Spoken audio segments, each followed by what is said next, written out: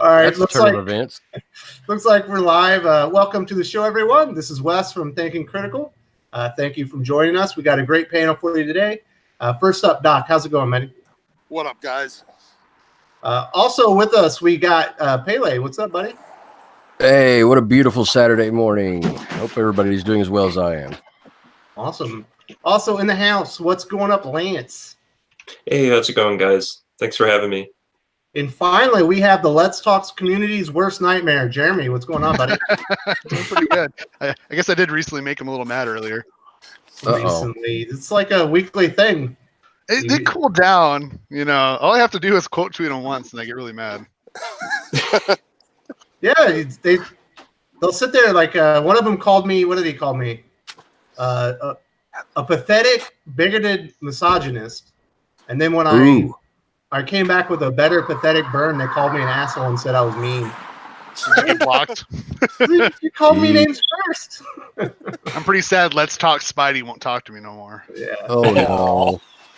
Sad day in Twitter, Twitter history. All right, so the big conversation for today is going to be the X-Men franchise reboot, but our resident expert Doc is doing a few errands right now, so he's going to be in and out for the first hour, and then when he comes back full time in the second hour, we're going to hit that topic hard. So first, we're going to start out and we're going to talk a little bit about Batwoman. We haven't really talked about this subject on the channel before, and Paley, I know you had some thoughts on this, and I believe Lance has some stuff to say as well, but we'll start out with Paley. What's going on with Batwoman? Oh God. Social justice Batwoman. I mean, don't get me wrong. I actually think that they casted well on this. I mean, she really looks the part. I mean, my mind just went blank. Rose, you know, it's Ruby Rose. Yeah, she looks the part. She does. She's athletic. She's pretty. You know, she's tatted up. That's okay. You know, you can have a tatted up Batwoman. That's fine. That's fine. No problem there. In fact, I think it kind of adds to the mystery of the character, you know, because, you know, Batwoman with the long flowing red locks and, you know, kind of almost an austere type of appearance of Batwoman, but, you know, she really looks like some hood rat, you know, with real short hair and everything. You know, that's fine. That's fine. But, oh my God, it's just, you know, it was Captain Marvel 2.0, you know, the hero, you know, bullshit. And then you had the, you know, this is going to look better when it's just going to look better when it's on a woman, you know, and oh, Jesus, I was getting whiplash from it all. And well, how many times do people have to explain to these idiots that this doesn't work? You know, they come in with the whole identity politics angle. They come in with the whole, you know, women are better. It's better because I'm female kind of narrative, and it smacks them in the face. They get outraged. They lose money. They reboot. You know, it's this endless cycle. It's like SJWs can't figure out that that's not where we are. That's not what people want. You know, we're stuck in this reverb loop, and it's just over and over. And I'm just fucking done. Didn't we see all those media companies sell off for pennies on the dollar with Sweek too? That they had gone full tilt feminist or whatever a couple years ago, and then was that a video game type of company? I don't know. I guess I should have looked into that a little bit more. Oh, you're talking about Gizmodo. Yeah, Gizmodo sold for nothing. Polygon did, Gizmodo, and the whole, you know, whatever Gawker Media thing group. Yeah. Well, I mean, we're better off without them. But the replace, you know, all the sites that still remained after Gawker went. So Gizmodo, IO9, Kotaku, The Root, all of those that were part of each other. I mean, we joke about. We joke about. Well, no, I'm just saying we joke about, you know, how comic book creators, SGW comic book creators, basically work for nothing. You know, they're like, if it weren't for their EBT benefits, you know, they wouldn't be able to survive. But it's true. But what we don't realize is all these SJW media sites are the same way. You know, these people are working for nothing. They're working for literally pennies an article. And we laugh about it and everything like that, but it is funny. But, you know, it's something disconcerting that you have this group of people out there have this agenda that is to them such a devout religious thing that they're willing to work hundreds and hundreds, if not thousands of hours, literally for promissory notes and, you know, McDonald's coupons and, you know, gift certificates to Bed Bath and Beyond. Do you see the salary for Oni Press? What they considered 2 months' salary? $1,200. Oh yeah, 2 months. Yeah, I made more than a month. That was a severance package. That would barely cover my comics bill for 2 months. Yeah, you know, much less, you know, for and it's insane. But anyway, you may as well not be.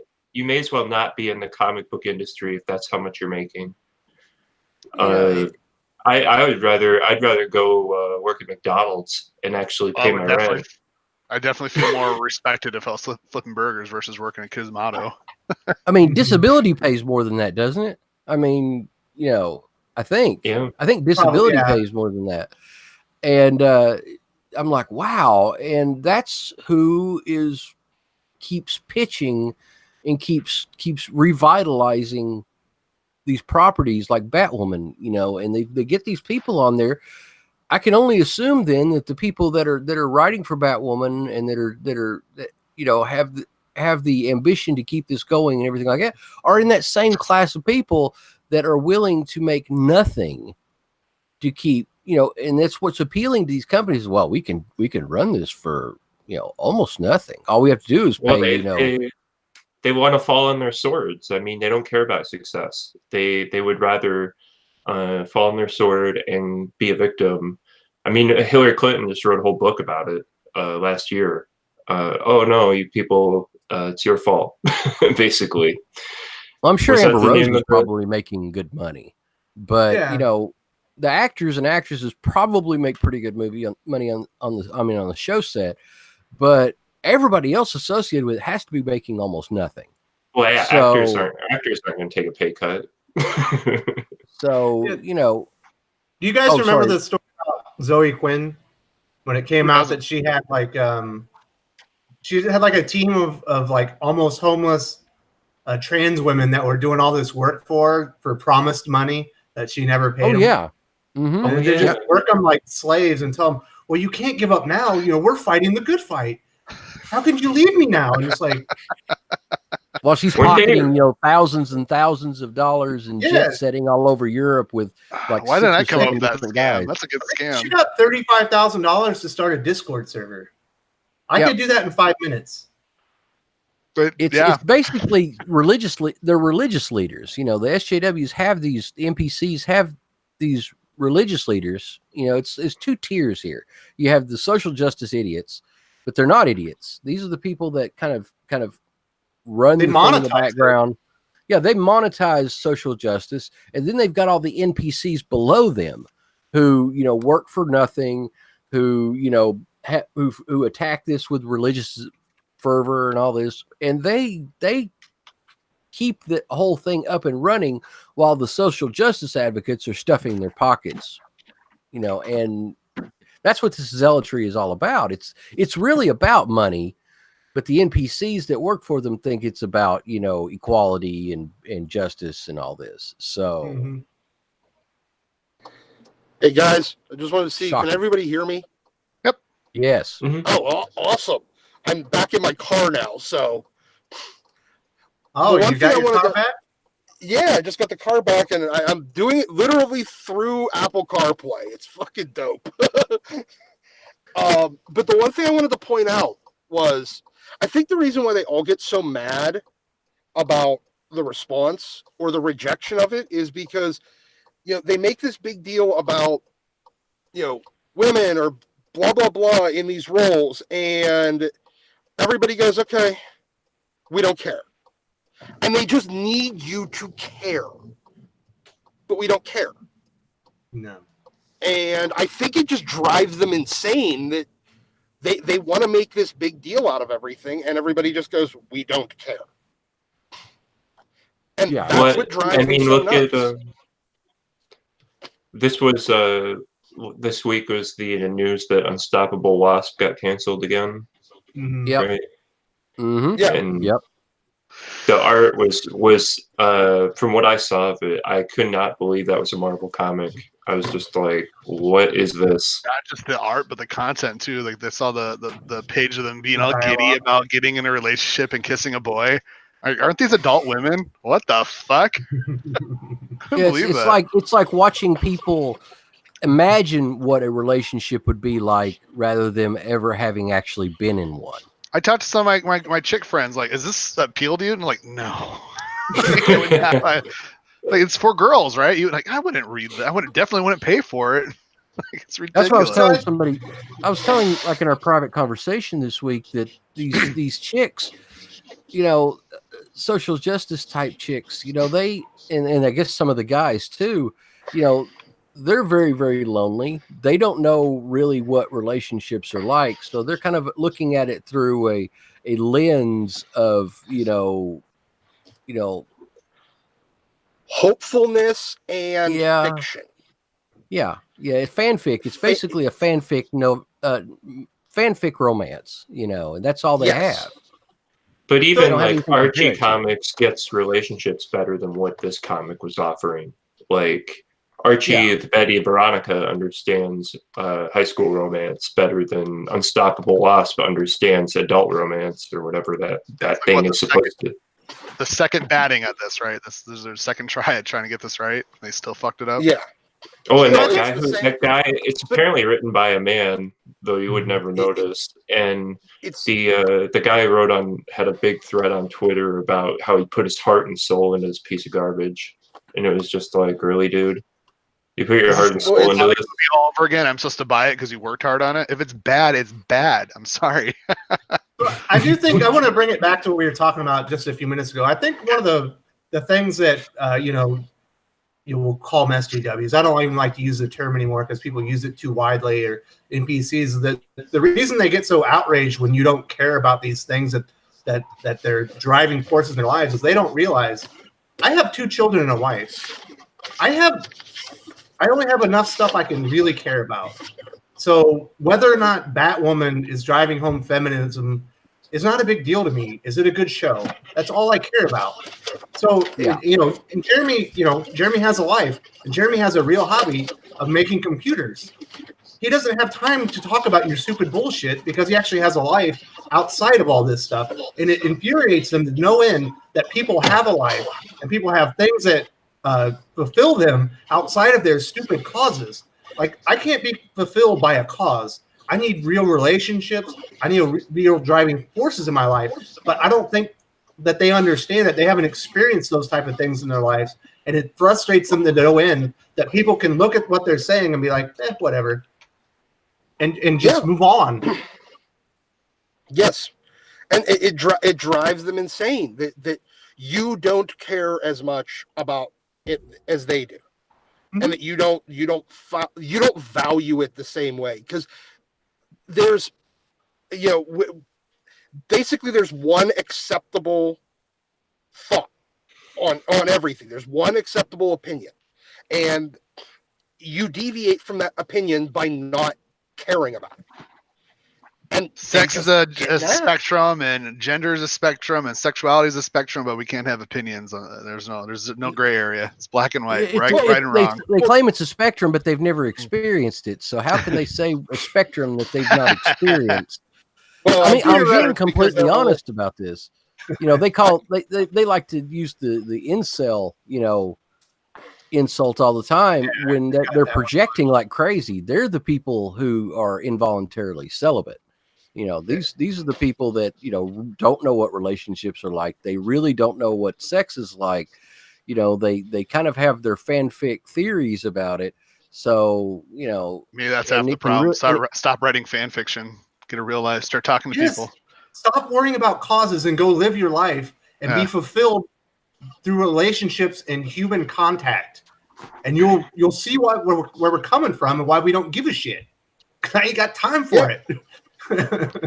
I've seen when your entire human reaction and experience is through Twitter and social media, then you don't have anything to base real relationships on. Mm-hmm. Sorry, go ahead, man. Oh, I have a thread on Twitter that just because I was in, and even Ethan Van Sciver got in on, because that was that weird one where that guy was talking about how he does not paying his taxes or something. And I'm just like, what are you talking about? Like, why is none of your business? Anyway, I was done with that after a day. And apparently, out of morbid curiosity, I've kept the thread, like I keep getting notifications. It's still going on. It's 3 weeks. But there's been over 100 messages in this thread. How have you not muted that yet? I'm just like, I'm morbidly curious now. I'm like, how much? I woke up one day and there was 20 notifications from them. I'm like, whoa, it really went off last night. Mm-hmm. And it's just bizarre to witness these people. I mean, yeah, I stopped commenting on it weeks ago. But you know who goes and rails on and on about other people not paying their taxes? People that don't pay their taxes. Don't look at me. Look at them. So what I'm saying is, it's like, well, this person doesn't pay their taxes. Probably, they're talking about this because they've never paid their taxes. So, or they haven't paid their taxes since they lived with mommy and daddy. They think that they're laying low and not being seen, and it's like the government's going, where's my taxes? Meanwhile, they're still getting W-2s, so pretty much everybody's they're waiting until they actually cash a real check to pounce on them. Right. So to get back to Batwoman, I know there's like a line in there where she says, I wouldn't want a man to take credit for my work or something like that. But the character is cosplaying as Batman, stealing his, identity, in his cave. And it's like, is there no self-awareness, from the writers or even the character understand that you're simply stealing someone else's identity, a man's identity to begin with? That's his crusade. She's taking his crusade and his tech, like its company. I don't even understand how Lucius Fox is going to allow her to inside the building. Like, I'm his cousin. Like, yeah, so what? Like, I'm going to call security. Like, who are you? Security, nothing. Is one of his Sentry robots. That Batman has around his cave would have already blasted her and disintegrated her and swept up the ashes and dumped them in trash can. This is one does not just walk into the Bat cave. It's like the Teenage Mutant Ninja Turtles did. They swam in. Okay, I watched that movie. Okay, all right. Sorry. Okay. Go back to Batwoman. Sorry. I also anybody else pick up on that Whedonism in that trailer where they're looking at the suit and it's either Alfred or Lucius Fox. I don't know who the guy is, but he goes, the suit is Luke Fox. It's Luke Fox. Okay. Luke Fox, whoever the hell that is. He was Batwing the second time around. That's who Luke Fox is. What were you going to say, though? Okay. But she goes, she says, you have to fix the suit. And this is the Whedonism, Joss Whedon, where he goes, the suit is literal perfection. And I'm just like, literally perfection would have been, even the terminology just rubs me the wrong way for the writing in the show. Oh, it's the CW. Yeah. Oh yeah. They gave us Smallville. Then she went up with the all whole. The CW shows it will seem to be good for like 1 or 2 seasons, and then they just dive into the abyss. Like I like Flash for 2 seasons, and then everyone had a power. And like Flash really you get a power, and you get a power, and Flash isn't so special anymore now that the douchebag tech guy, has a fucking superpower. Like they just. I don't know how and then they always break down in these stupid like kiddie romance stories that it's like I just want to see superheroes. I really don't care about relationships all that much. For the love of God, punch something. Yeah, just save somebody. It's fun. So, But yeah, I'm fully expecting. I'm saying I fully expect that, this is going to crash. It's going to burn. They're going to try to keep it alive on life support for 1 or 2 seasons, and then move it to a web series or move it on their app or on demand or whatever, something like that, and then claim that it was this great victory, like they usually do. But how long before they start aping the Batman rogues to boost ratings? Well, I mean, that's right off the bat. How long did it take for Gotham to do that? Right? Not long. They had to introduce Superman himself because no one wanted to watch her. Well, here's the thing. I have a sneaking suspicion this show is primarily designed as the replacement for the activism of Supergirl, because Supergirl can't keep going. The ratings are way too low. So they're going to do the exact same thing because Supergirl failed. So yeah, but they're going to do it. But it's going to do it with a Bat person this time, so that they can. I think we're reaching the very edge of this superhero bubble, guys. It's expanded so far. It's about ready to pop. We're right on the very cusp. It's like socialism. The reason it failed is just because it hasn't been done right yet. Oh, we gotta make the right show. Gotcha. Keep at it, guys. Big hit. Remember how bad the Batman animated series was? Let's not do that ever again. That was horrible. Unsuccessful. No one likes that show. So, since we're on the subject of some Batman type stuff, did we all see the new announcement for the new Batman for the Reeves movie? That I thought you were going to talk about Batman Hush for a second. Never mind. No, we're going to talk about Pattinson. Oh yeah. Marvel's vampire himself is going to be Batman. He's going to be like the perfect Tom King Batman. Well, I heard it wasn't confirmed. There's another dude apparently. It's still like in the wishy-washy area. What's that? Nicholas Hoult. Clay Aiken. Oh. I think I'll take Pattinson. Terrible. I don't know. I don't know Patton Oswalt outside of the Twilight, and I didn't see Twilight. I just know that it's a bad whatever. Stigma. No, Patton Oswalt's different. He's a different SJW. Robert Pattinson is. Oh, Robert Pattinson. Sorry. I'm waiting for the Adam Lambert rumors to start up. Yeah, no doubt. Switch it up. I did see someone talking about doing like a Batman Beyond like movie.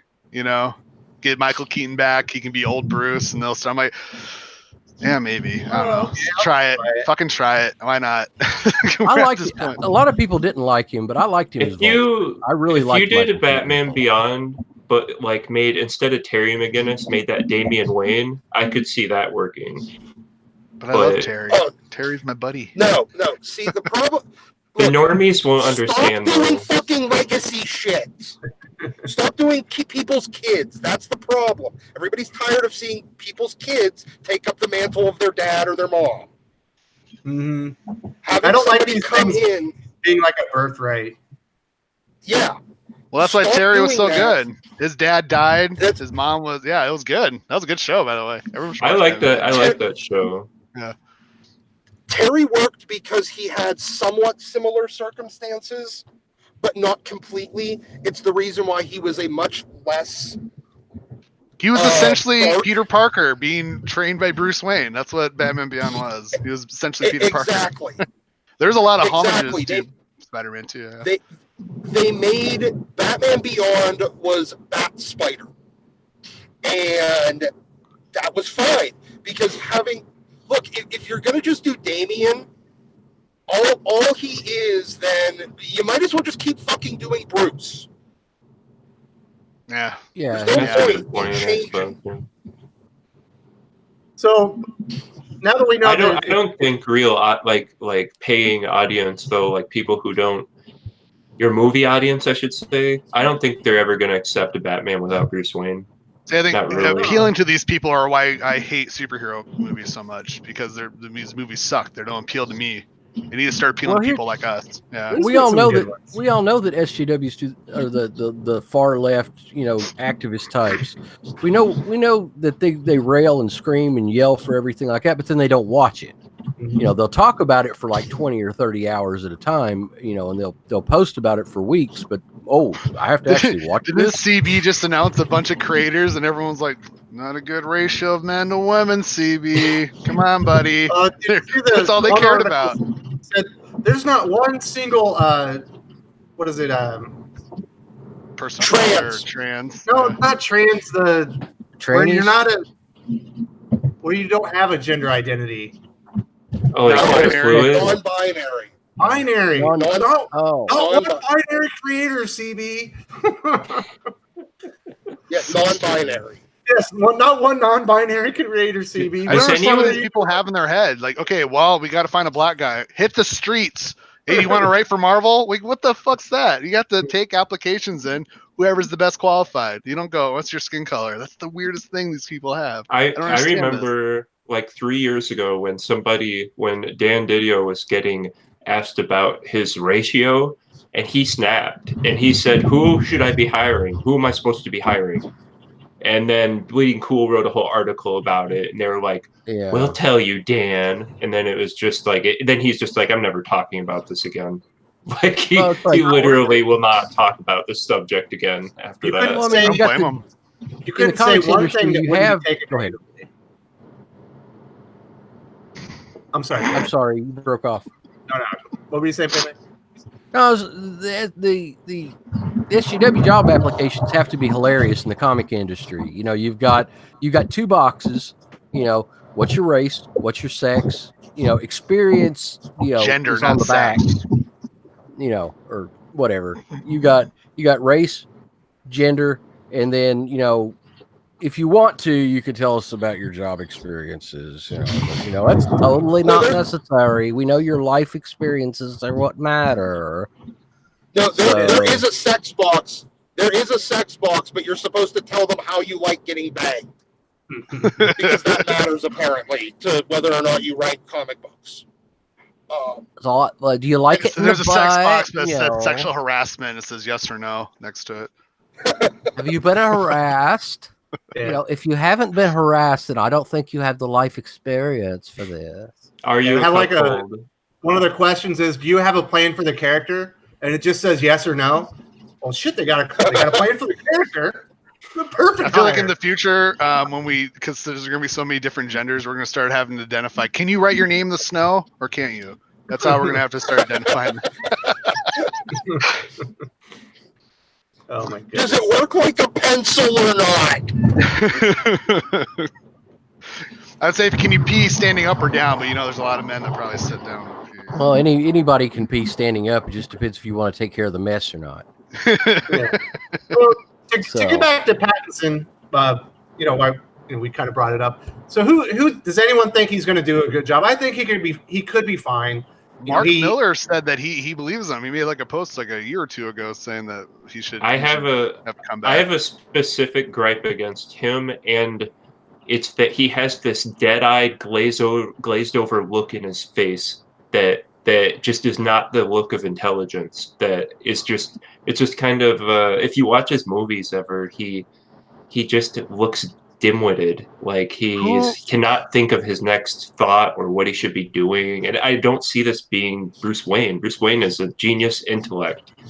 And I know on this. Who is the Harry Potter guy? What's his name? What was his name?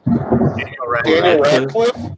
Okay, I hate that guy, but I've seen him in his adult years. He's actually a pretty good actor. He did like that Horns movie. He did like that weird thing on Netflix where he's a doctor. I was like, I watched this shit on you, and you're actually pretty good. I actually have never seen. I think he's actually shorter than Michael Keaton, though, isn't he? Maybe. What are you gonna say, Lance? But I'm talking about the movies I've seen him in are the David Cronenberg movies. I've never seen Twilight.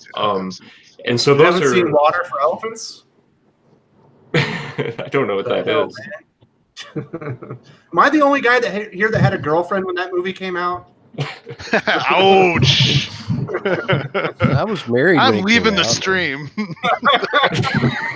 I was forced to see that shit. You guys should have had to as well. Wasn't fair. I remember when that movie came out, and the girl that I was dating just said no. Oh, you were lucky. I was. It's kind of great. Was she an Eeny girl or an Audi girl? Any girl okay. or outie? She was an indie girl. Okay. I checked. All My eye. I did not get my eye poked out. We're good. right. Okay. Okay. What are we talking about? That's really gross. Well, Jeremy's girlfriend is coming up to live with him, and we were asking him the pertinent questions, like if she's an any girl or an outie girl. So, all right. So, back to Robert Pattinson. Jeremy, were you Team Edward or Team Jacob? Wait, hold on. Which one was the fruity vampire? Which one was that one? That was Team Edward. Team. I want glow in the dark vampire or glow in the daylight. Sorry, not dark. I was Team Jacob for sure. Sparkle vampire. Yeah. There we go. Sparkly vampire. I love that. My favorite thing about Twilight is I've never seen it, but I pretty much know the beats because of how much it's been ripped on online. Like I just know the story. Like everyone makes fun of it. I saw a parody on YouTube. It was all about hamburgers. Where all the characters were. Have you seen the Robert Pattinson like a montage of him talking about Twilight after he was off the series and how much he hated it? Is it funny? Should I look it up? Oh, it's great. It's amazing. Look It's it up like after the 5 stream. minutes of him just being like, he was explaining how stupid the movie is and how he wishes he'd never done it. Well, I don't blame him because he might be a good guy, but now he has this stigma attached to him. Apparently, when he got cast, he didn't know what the hell it was about, and all he heard was, "You'll be in a vampire movie," and he's like, "Cool." He thought it was going to be badass and like a kind of a Dracula type thing. Yeah, and then he got there and he's like, this is. I kind of feel bad for him. Or You like, had to try to I start your have career off, and your first big movie is Twilight. Like, well, no. he was in a Harry Potter movie first.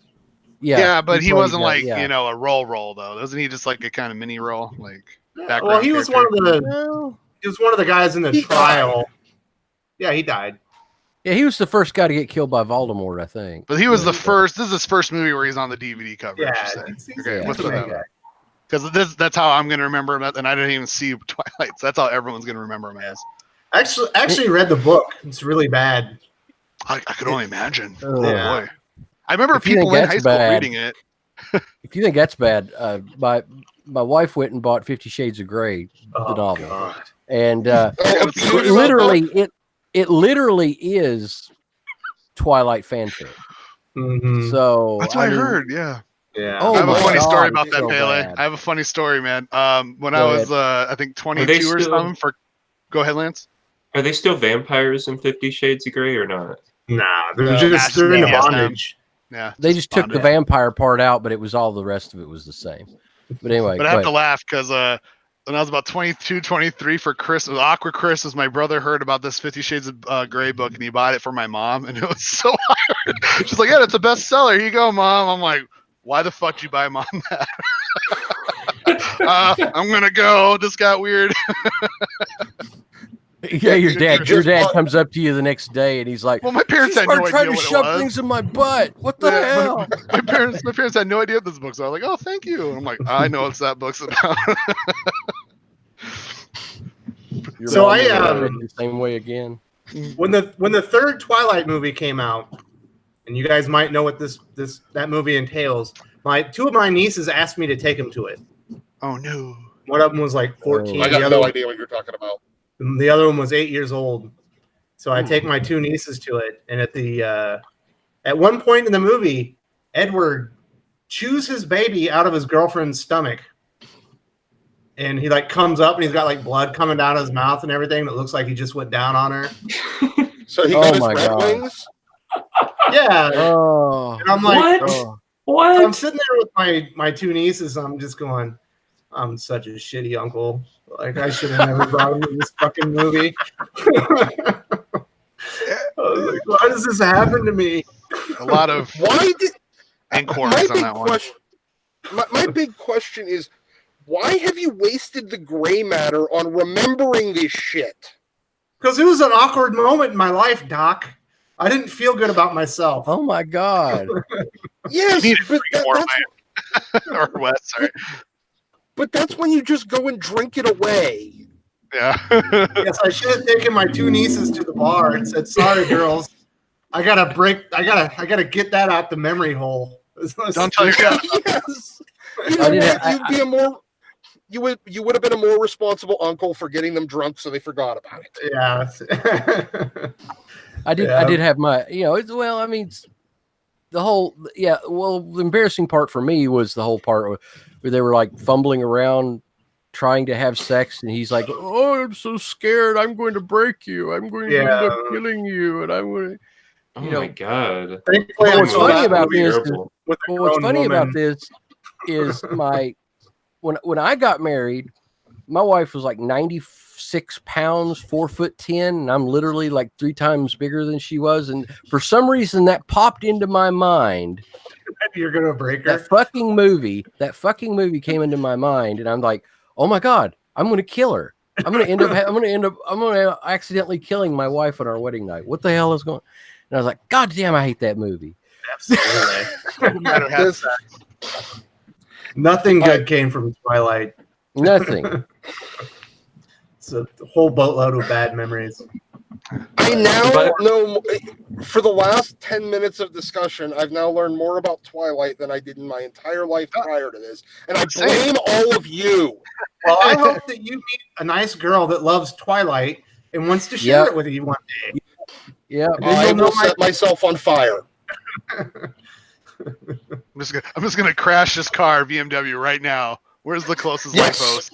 I'm gonna go. Yes. You're gonna see some real shit when this baby hits 88.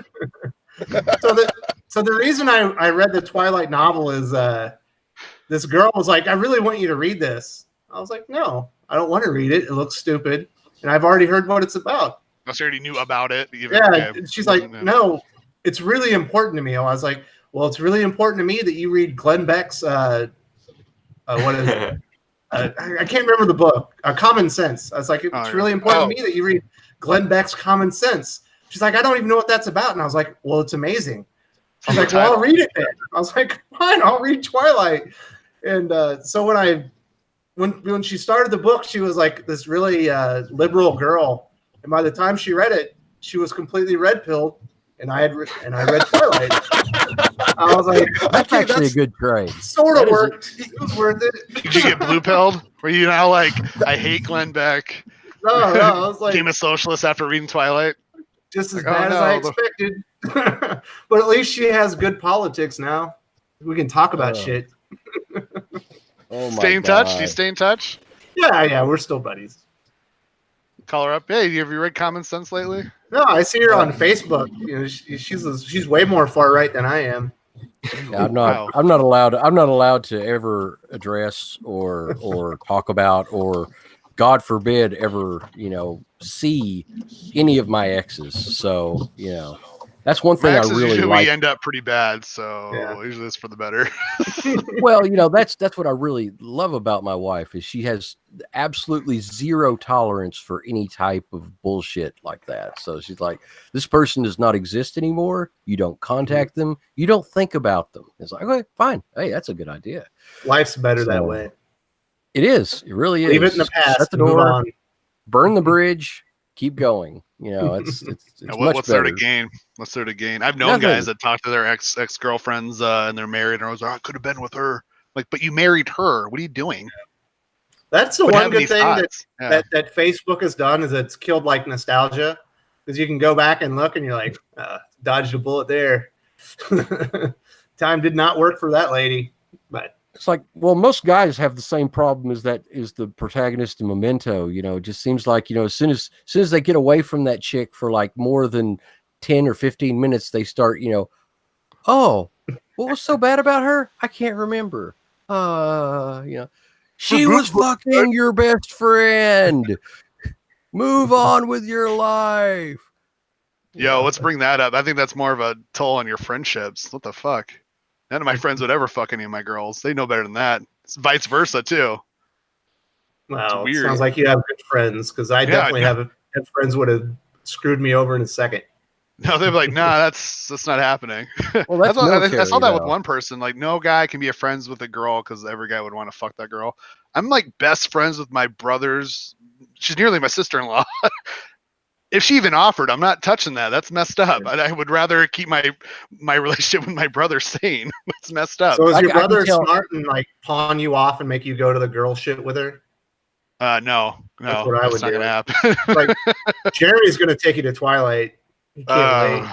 I'll be like, man, I could drop you off.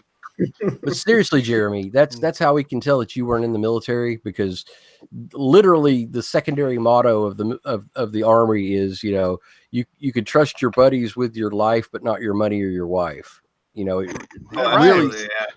Yeah. So that's a bad thing in the military. If you take your best friend, this person saved your life in Afghanistan. This person, carried you 6 miles while you're bleeding out, and he got you to the evac, and all this kind of stuff. And he did all this stuff for you, saved your life several times. You saved his life. If you were to hand him your wallet and say, "Could you take care of my wife for a weekend?" You come back, they're both naked in bed and your wallet's empty, and he's like, "Well, you let me have it," but literally that's the way it is.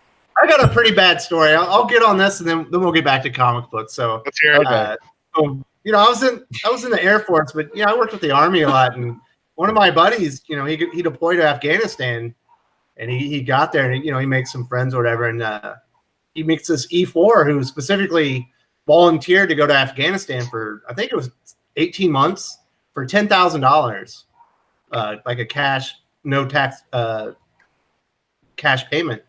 Okay. And so he's sitting there, and he gets his bonus or whatever, and a few weeks later he goes and checks his bank account, and there's no $10,000 anymore. He's like, "What the fuck?" So he calls his wife up, and this dude answers the phone. He's like, "Hey man, who are you?" He's like, "Oh, this is Brian." He's like, "Brian, this is my phone. Where's my wife?" "Oh, she's busy." He's like, "You shouldn't call here anymore." And hung up on him. And it turned out his wife, while he was deployed to Afghanistan, had met like this 18-year-old high school guy and moved him into her house and gave him the keys to his truck. And he was tucking his kids in at night, and they stole his $10,000. I was like, this is how people get murdered. Holy fucking shit! That woman deserves her head caved in. I'm gonna say that live right now. That's messed up. Well, I was just going to say this guy was not concerned about trained military personnel showing up and knocking on the door. He's going to be in Afghanistan for 12 months, more months. What the hell do you care? What a disrespectful woman. We better be out of there by the time that guy's back from overseas. Sure he was 18 years old.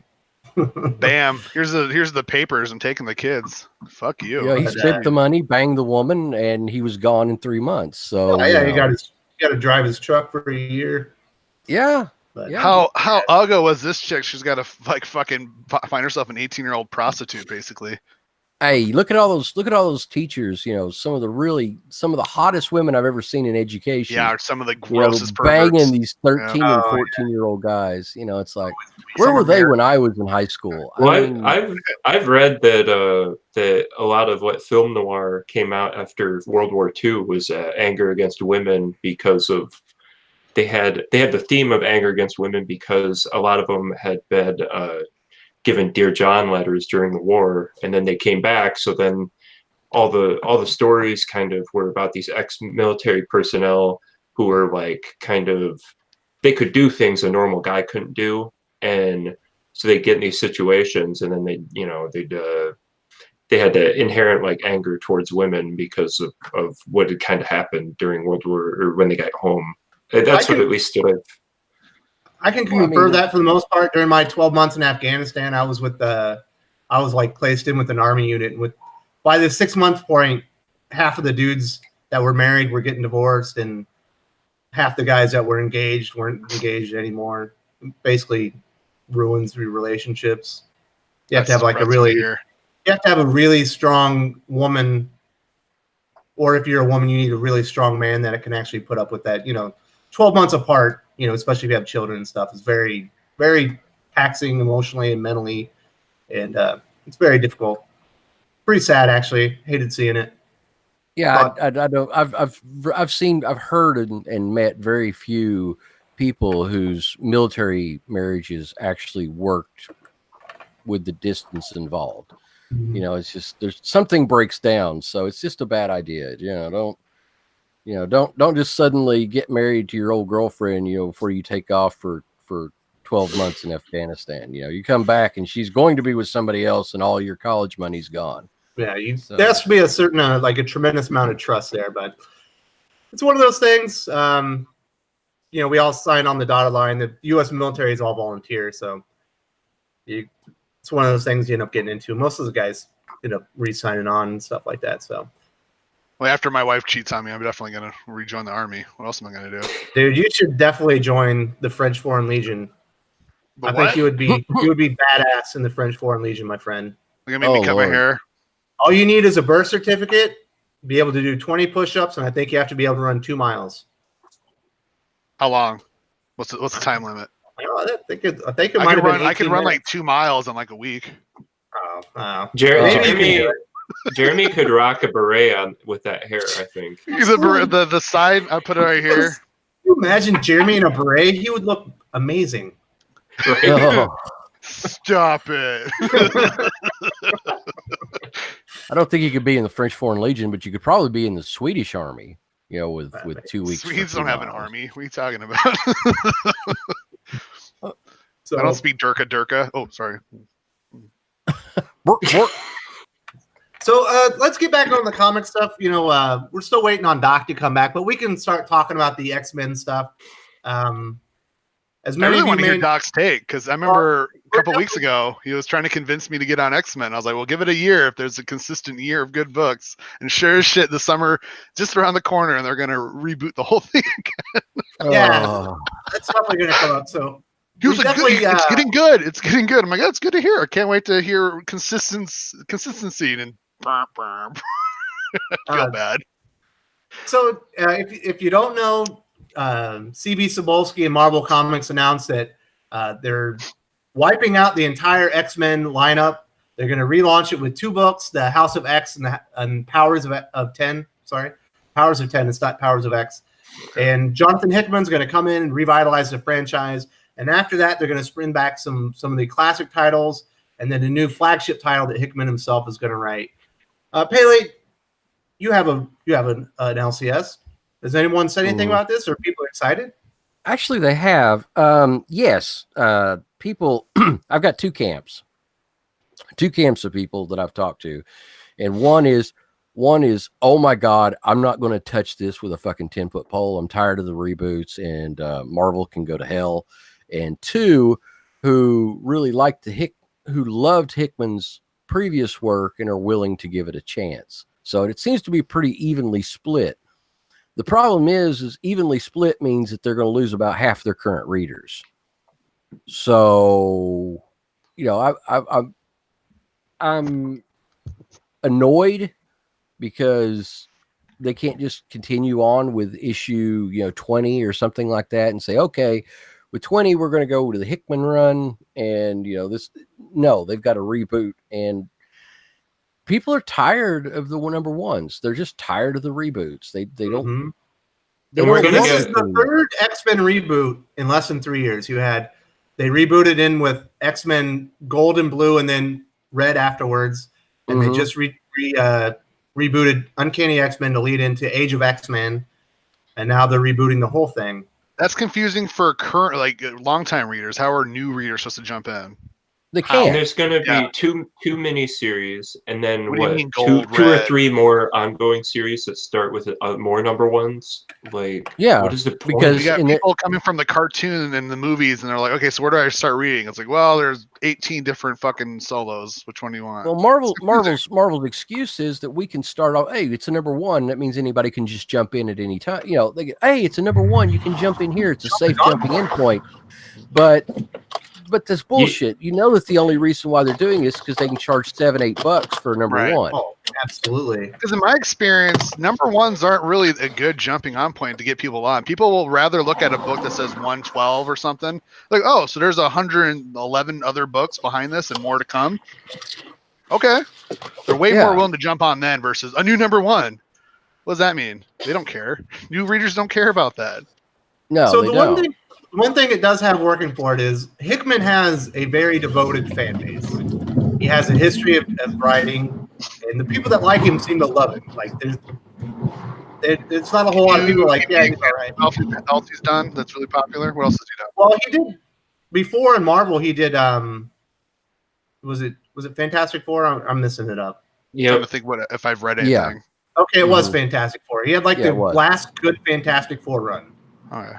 And then over at Image, he's been doing East of West for years now, and it's actually his really best, good. in my opinion, his best work, which is delayed, but is Black Monday Murders Image, and they are going to finish that up. That's going to be 4 more issues to finish it in a year or so. But Hickman, I think, is a very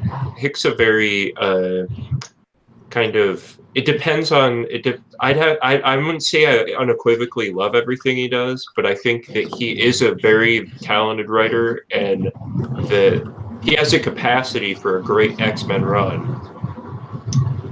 So I'm going to be curious to see, but I'm going to wait because I'm afraid of these prices. I'm like, am I committed enough to pay $8 for random issues or whatever? I'm gonna get 5 issues in, and then there's a special number 750 issue or something or annuals. I know they pulled a big annual thing where that was $8 from the last run in the middle of nowhere, and it was just kind of like. Well, issue 11 that was $8 was the re-entrance of Cyclops in the Uncanny X-Men. Yeah, which Cyclops? Scott Summers. Yeah, but young Scott Summers. No, the old one, the one that was supposedly dead. The dead one who had the really cool X visor and for a while. Extinction, they sent the young ones all back to the regular timeline to try to fix it. And then at the end of that book, you see him with his son Cable, and they're like having a fucking beer together or something. And then he ends up coming back. Sometimes, guys, it gets so. It is. It's especially. I would describe. Did anybody read Hickman's Avengers? No. I'm actually not a big Avengers fan, but go ahead. Let me hear it. I read about half of it, and his plot was overarching the whole series, and it went about 75 issues. I read half of it, and it became exhausting. It was just so it's like a Tom King 100-issue mega story. Yep. It was planned out from the beginning, which I kind of think is a bad way to approach comic books. I think the more malleable you are, the better off you are. The more you can pivot and move based on reaction and how. You never know what character is going to hit or what storyline is going to hit or what event is going to connect with people. Yeah. It's kind of a moment, but if people are like, that sucked. Hickman has a really bad habit of writing himself into corners, even worse than maybe in some ways, maybe even worse than Tom King. So if he has strong editorial behind him on this, I could really see an X-Men run from him doing really, really well. But the problem is Marvel's editorial staff is dog shit. So, well, and it sounds like he's going to be overseeing the X-Men franchise. Like he will be the editorial. Yeah. Don't get me wrong, guys. I really want X-Men to be good. I really do. I really, really do. I just don't think it's going to happen. No, I don't think so either. So we're going to run into. If they can focus just on their own thing, because I think a lot of times X-Men tend to kind of cross over and stuff. So stop that. No, X-Men work great as their own little thing. I would like if they were their own universe. I think that'd even be better. But that's too much. As an outsider, kind of that. I mean, I've read a couple hundred X-Men comics, but I don't know the classics as well. X-Men's too dark. They need to stop murdering everybody in the series. Like every time I open up I had a friend give me Messiah Complex, and it was 2 issues in before there was charred children's bodies, and I'm just looking at this thing, and I'm like, "What?" That's what classic X-Men fan like. That's what they like. Yeah. No, X-Men must be dark. That's the point of X-Men. I don't get it. I grew up on the cartoon. I'm used to Cyclops blasting someone and then flying off the screen and then kind of being okay later, just knocked out of the fight. The cartoon. I don't. Nobody gives a shit about the cartoon. Not true. Fuck the cartoon. Fuck the the shows, the movies, the movies in particular can get the hell out of here. Cyclops' power doesn't eviscerate everybody he uses it on. Like he can blast you, and you can dust yourself off and get up after a bit, right? No, if he gets like a normal human, he'll with a couple of broken ribs. I'll say it's a kinetic punch, eye punch, essentially. You're out of the fight, but you're not a charred corpse. Is the point I'm getting at? Like, well, that's because Cyclops' power is not heat; it's kinetic punching. It's punch. It's energy. Yeah.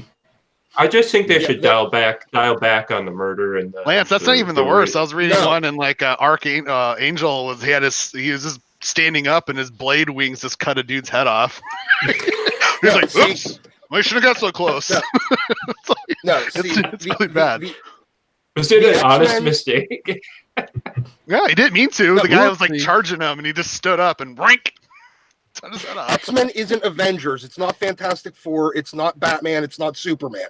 X-Men is a bunch of people that are perpetual underdogs because they are always outnumbered. They are always outgunned, and they most of the time lose. Mm-hmm. They are not Captain America. Don't make them into that. What do you think? What do you feel about what I said? They need to be their own universe. How do you feel about that? Well, yes. There's always been one problem with the X-Men in the Marvel Universe, especially when they grew to a significant portion of the population.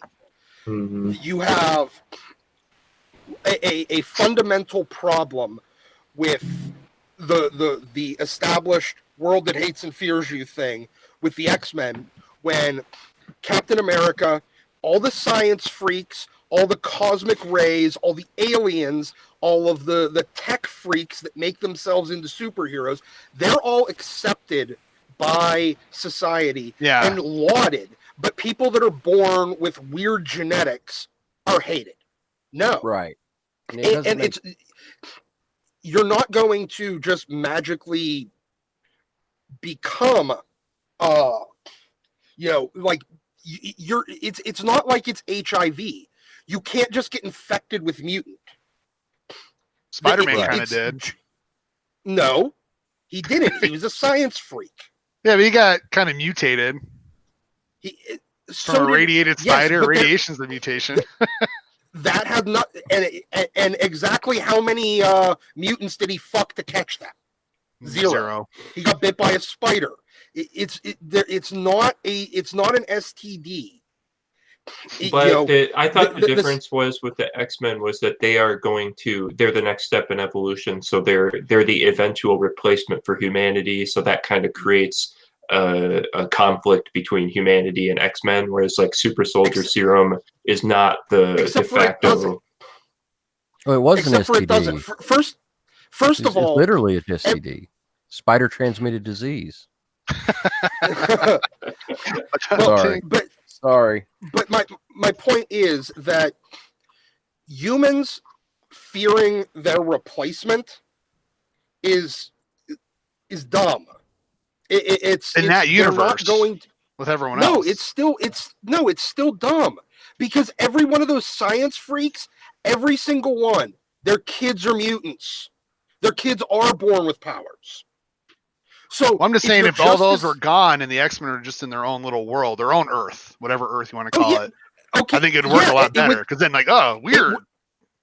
Then you can have like crossover events sometimes and stuff like that. Well, yeah, you can have like crossing, like Captain America's like, what? Whoa, where's the Avengers? What are the Avengers? I think that would work a lot better, in my opinion. Well, yeah, of course it would, because Marvel has to fundamentally just hand wave away the initial problem of the X-Men being hated and feared while the Avengers and the Fantastic Four are loved. Because both of them are going to have mutant children. The difference is those people chose to become that thing or were there because they did sloppy science. So you have a bunch of idiots getting powers, or you have a bunch of people that are just, hey, they got born that way. It's like, I thought that mutants were okay now. I thought mutants were okay now. It was being an inhuman that was bad. Weren't they just pushing that inhuman thing because Disney didn't own Fox at the moment? Wasn't that the whole point? That that was nothing but that was just Ike being Ike. Yeah. And telling them push the Inhumans. So they just gave the Inhumans the mutant fear. the fear that was otherwise but now that has reverted back to humans, right? Because they've slaughtered all the fucking Inhumans. Or that's reverted back to mutants because they slaughtered. Which again, Marvel, you didn't have to kill them just because we didn't want to read their ongoing adventures. You could have let some of the Inhumans live. No, they really should have. There were too goddamn many of them. Yeah. Well, I mean, like, can't the Fantastic Four bump into them every now and then? Now they're all dead. Like, can't really do that story. There's about a dozen of them again, like there was before. Oh, but not like the famous ones, right? Oh no, all the famous ones are still there. Oh, Kamala Khan is an Inhuman, isn't she? Technically. Yeah, Kamala. I thought still Black there. Bolt and the dog died. No, they're all back. Okay, good. Never mind. Finish reading that series. Yeah, they undid everything. All of the royal family is still there, but most of the other ones are slaughtered. Are still. I could just not get. That's actually just a calling. Then never mind. I thought like the main characters, like the Medusas and stuff, are dead. No, they that was go finish all 5 issues of that series. I hope, honestly, that series, that Death of Inhumans series, honestly, the only way I would have been really satisfied with it is if it would have just been Cyclops back from the dead, walking around, slaughtering every one of them from a distance. I would have read that. Just sniper evil shooting Cyclops. Black Bolt, right? Yeah, just sniper shooting Black Bolt through the head with his visor. Call it Inhumans No More. I'd fucking buy every issue. Let's do it.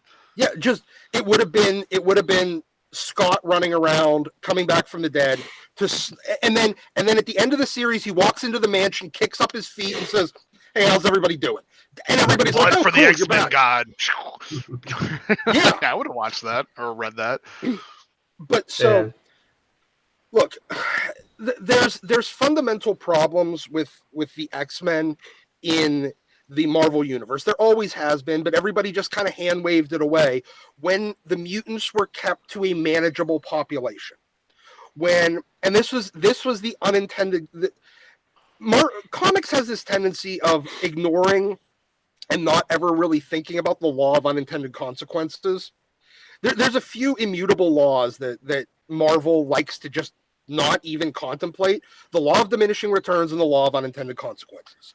Everything you do is going to have an unintended consequence. Think about what those possible unintended consequences are before you take an action. That's another writer's problem. I'm only going to be here for 12 issues. I don't need to worry about that. Well, no, because at the time, Morrison wasn't planning on leaving. When this all stems from when Morrison came, and as much as I like Grant Morrison's run on X-Men, when he decided to expand the mutant population to millions and millions and make them an actual minority, like a statistical minority, and instead of just a weird fluke, that's when it got big. Because the idea was that X-Men, when it was a manageable population, you could understand seeing the humans hate and fear them because there's only a few dozen of them, and you're generations. Well, you are generations away from like literal, like I'm not like a lot of generations, 10, 15, 20 generations. Everybody that's on the planet right now would have been dead 3 times over. We're talking like 200, 300, 400 years from now. Yeah. Before mutants, when you start with only a dozen of something and they're still interbreeding with humans, and so that there's a possibility that their children are going to be mutants or humans, and then you start slowly growing out over the course of generations. This is just basic biology shit.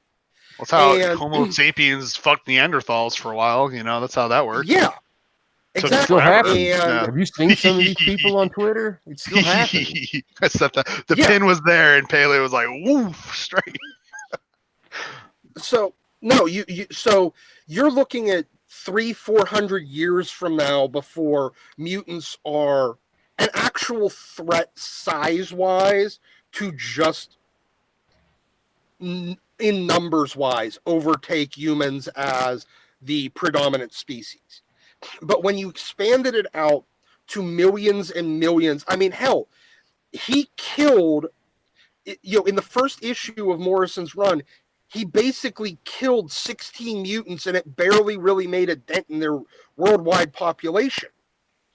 Because of how should have. Yeah. It should have. Yeah. There were still 16 million, like probably 5-10 million of them in the U.S. under his numbers across the world. I mean, okay, you can understand China maybe they with their population control shit, even though they have half a billion or half the world's population, maybe they were the ones that were doing genetic testing and killing off mutant babies and blah blah blah. Well, I think, Doc, you're leading to a trope of X-Men because of Morrison, which is genocide. The genocide trope has come up like 3 times since Morrison's run. Well, the genocide trope was there. The genocide trope was there for forever, except for the fact that it wasn't really genocide because it wasn't a statistical. There's not enough. Statistically, yeah, that wasn't. When the world's population is 2 dozen or 3 dozen mutants, that's not even a genocide. That's just. That's what do you call like an endangered species, but even more like on the verge of extinction type of anomaly? Almost more of an anomaly, I think. Than it's a lost cause. Because it's a lost cause because it's not a breeding population at that point. But humans and mutants were able to interbreed. Unlike, for instance, some random like the dodo. It can't just start having sex with a bunch of hawks or penguins or whatever other type of funny looking bird. Let's get this comics related. What's the problem, Doc? But there's too many Well, mutants. the quality went down too. We're getting like bird mutant people. I'll get to that. First of all, what made X-Men successful for so long was that it wasn't really about the mutant rights issues. They've tried to make the mutant right issue front and center in all of the X-Men stuff. For the 17 years that Claremont was on X-Men, and it was selling 500,000 plus copies a month. Sometimes 500,000 during when Silvestri and Leonardi were on there, it was selling 500,000 copies twice a month. And it barely ever touched on mutant rights issues.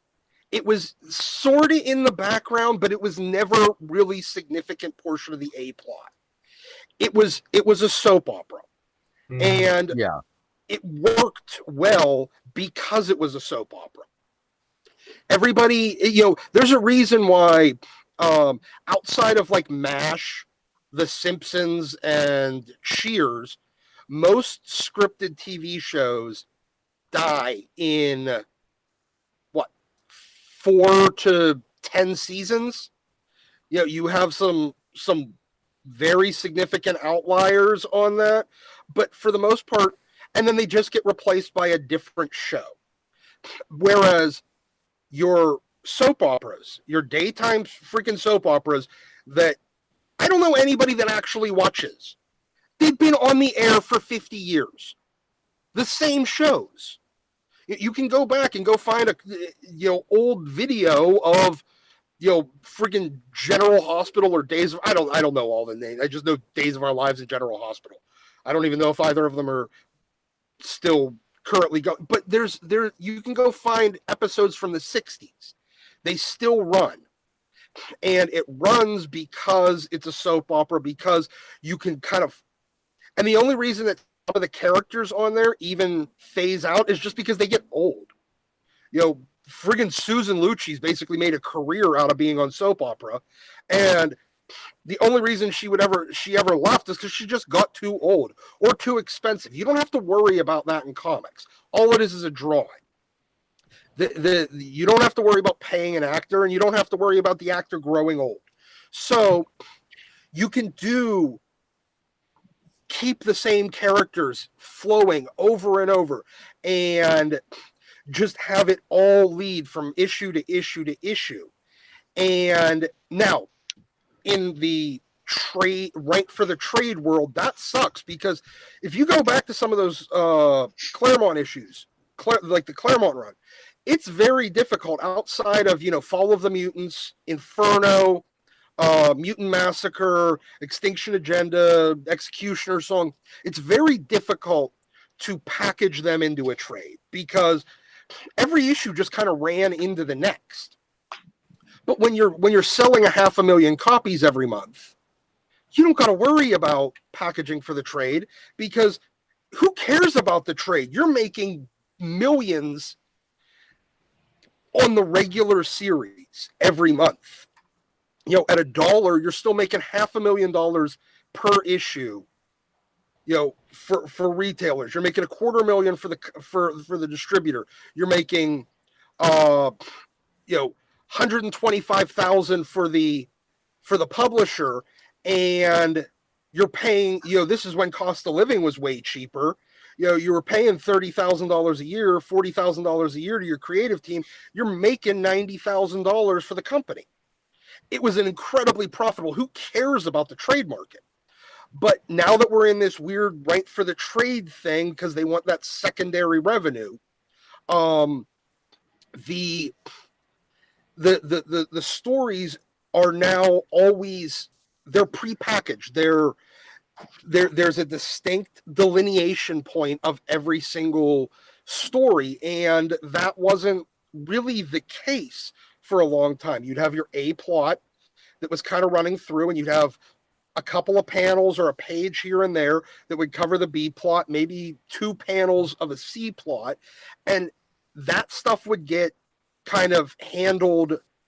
That was the little bit of a buildup. It was that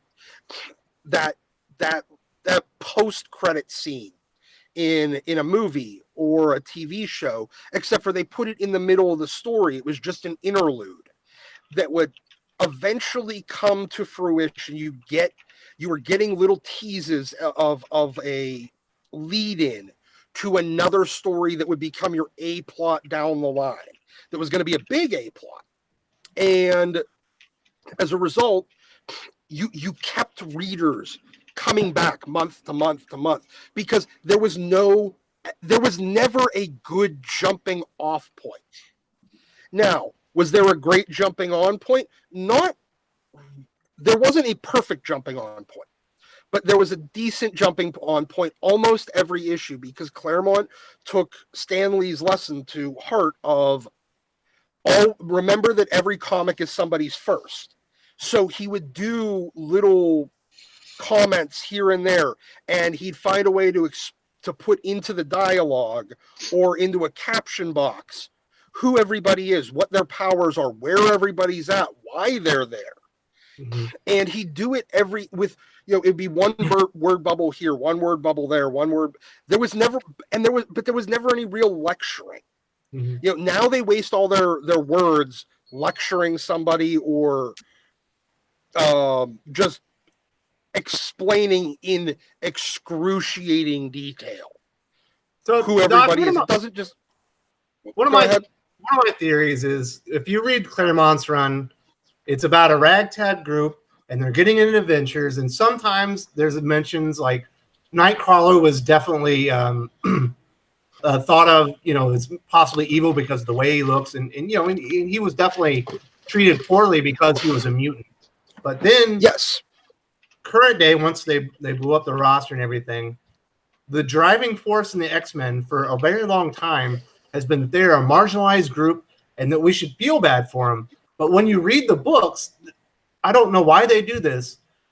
They create all of these mutant terrorist groups that are in there, and I'm supposed to think that the human politicians that are the bad guys are evil somehow, and I'm like, there's an entire group of mutants that are terrorists that want to kill humans and take over the world. I think they have a good point. I think they have a great point. where did the disassociation become with the writers and the readers? Because for going on 20 years now, we've been experiencing something very similar, and it's hard for, I think, readers to feel what the writer is intending them to feel. Like, how did that happen? I know exactly what they're intending them to feel. It's a pure commentary on actually Islamic terror. Yes. You have large terror cells literally regularly killing people in the name of a religion but in the mutant case, it's in the name of their race. Same thing. And the natural reaction of the public is, hey, all you other Muslims out there, keep your people in line. But you have a lot of people on the left saying, well, not all Muslims. You can't broad brush everybody. But the natural reaction is, when the only time you're really seeing these, they're doing it in the name of your religion or your race. They're doing it in enough, with a regular enough frequency that people notice it. They're taking the side of, well, you shouldn't call all Muslims. Yeah, you shouldn't stereotype them as terrorists just because of this. Well, you know what? All it is them basically lecturing the populace on why they're bad for seeing the terror group that operates in the name of a race or religion as telling them to police themselves. You're the bad person for telling them to police themselves. And that's all it's been.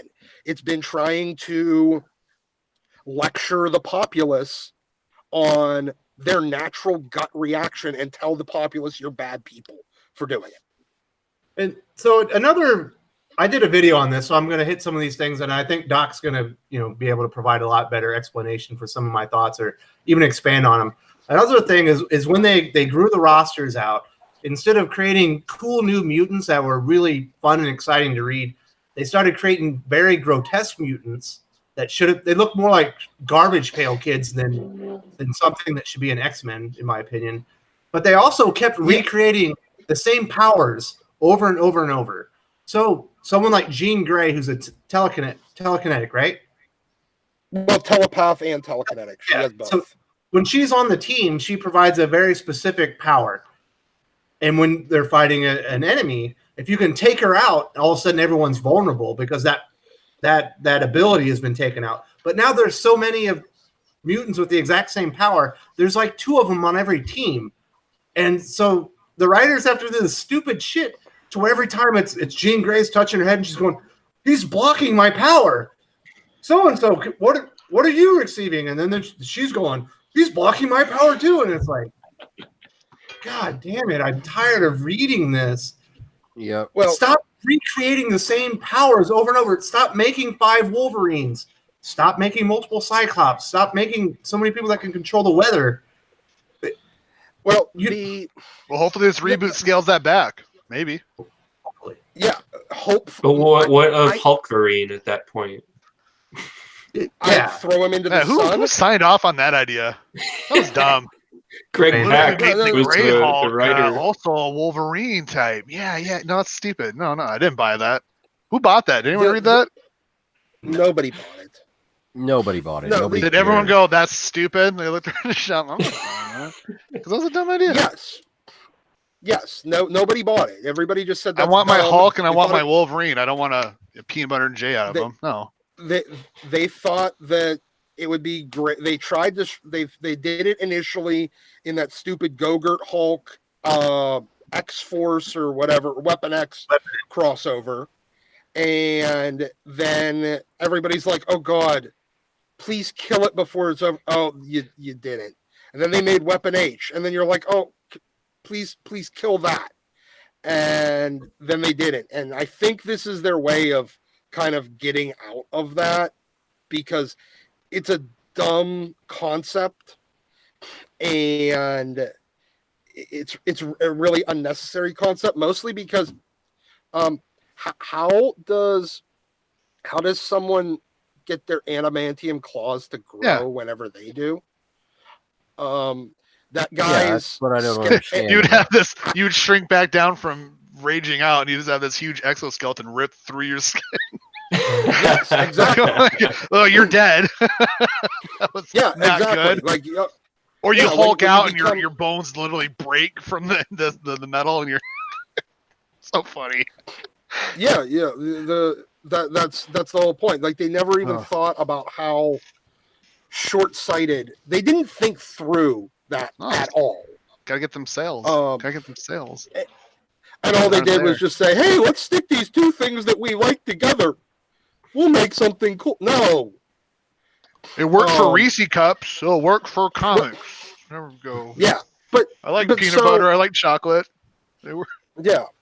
Now, why they're doing the freak thing? Again, that comes back to Morrison. Mm-hmm. When he introduced Beak in New X-Men. Yep, that's what I was thinking of. Didn't just make him a freak of just some random X-Man that gets killed off real quick, and actually made him a central part of the book for literally all the way to the end. It created this thing where, because there was always kind of an unspoken rule of the X-Men. They would offer temporary assistance to any mutant, but the only people that got to live at the school or that got to be part of the X-Men, you basically had to earn your keep. Mm-hmm. And you had to earn your keep either in a lab or in the field. It was that simple. I feel the Claremont designs actually worked with action figures, though. Did that play into part of this? Like, where you could have a Blob or a Nightcrawler action figure, and it would sell to a kid, whereas Beak there were no action figures. They didn't do action figures? No, there wasn't action figures. The only only Marvel action figures, other than like Migos, which weren't really action figures, they were dolls. The only action figures that existed until the early 90s of the X-Men were Wolverine and Magneto from the Secret Wars toy line back in the mid-80s. There were no other action figures until like 1991 or 2. They just didn't exist. So you didn't have to worry about designing something. Nobody even thought to make action figures. Action figures were reserved for cartoon shows, because cartoon shows in the 80s were nothing but 30-minute long commercials for the action figures, because they weren't able to advertise the action. There was the advertising rules back in the 80s for action figures is you were only allowed X number of seconds of animation in it, because they didn't want it to be, they didn't want buyers to feel like they've been, when you're just buying a static toy, they don't want to create false hope that it's going to start moving or something. So they actually had federal laws on advertising. You were only allowed X number of seconds of animation during the commercial. So what they did to get around that was every new toy line was off of a cartoon. They created a cartoon, because that's not a commercial, that's a cartoon. You created a cartoon, you designed the toy, and then you're like, okay, let's create this whole mythos behind it and turn it into a cartoon. That's how they did G.I. Joe whenever they switched them from the 12-inch figures down to the little ones that we're all familiar with. And then they did the same thing with He-Man, with She-Ra, with, Barbie, with all the rest of the Barbie got 80s. A cartoon? Yeah, there was a Barbie cartoon. I didn't know about that. My Little Pony.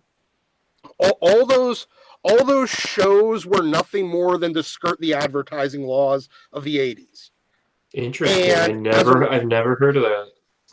Yeah, the way you explain it makes sense, though. So it does. Yeah.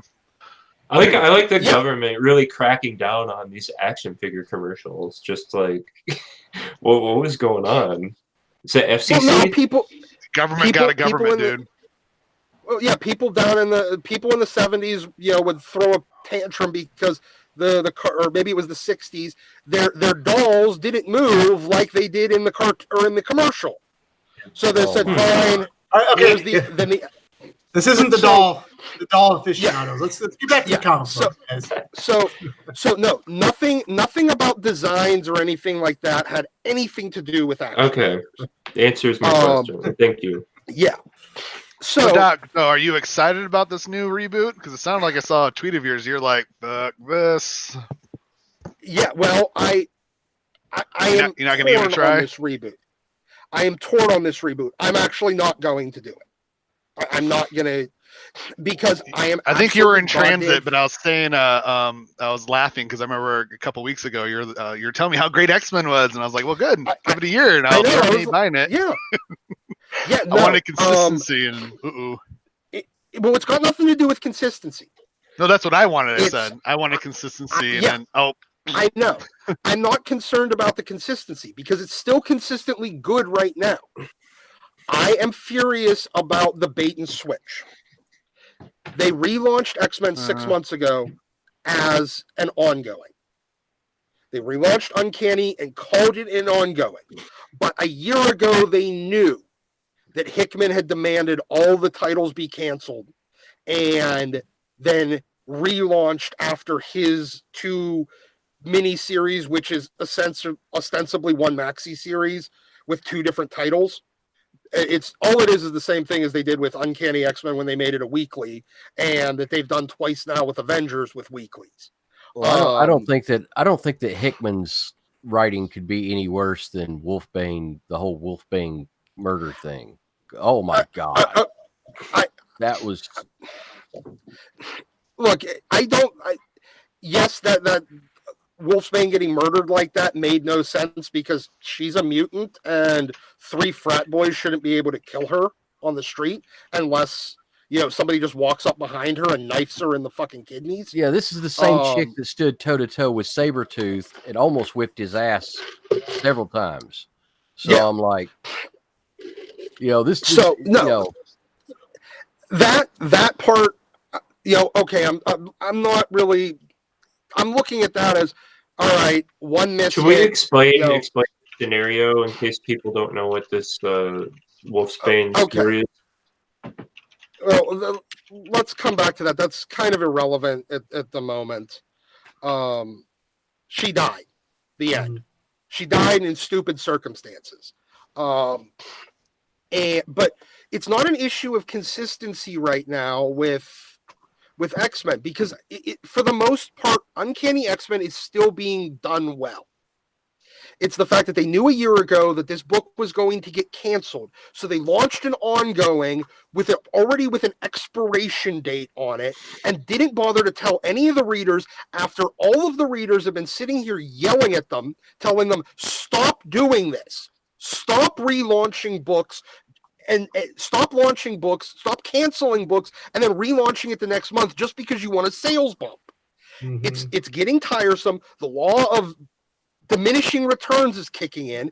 People are already not buying. The only reason it was working for so long was because of the variant scheme. It's not working as well anymore. The variant scheme is not working as well anymore. So they're just increasing the frequency.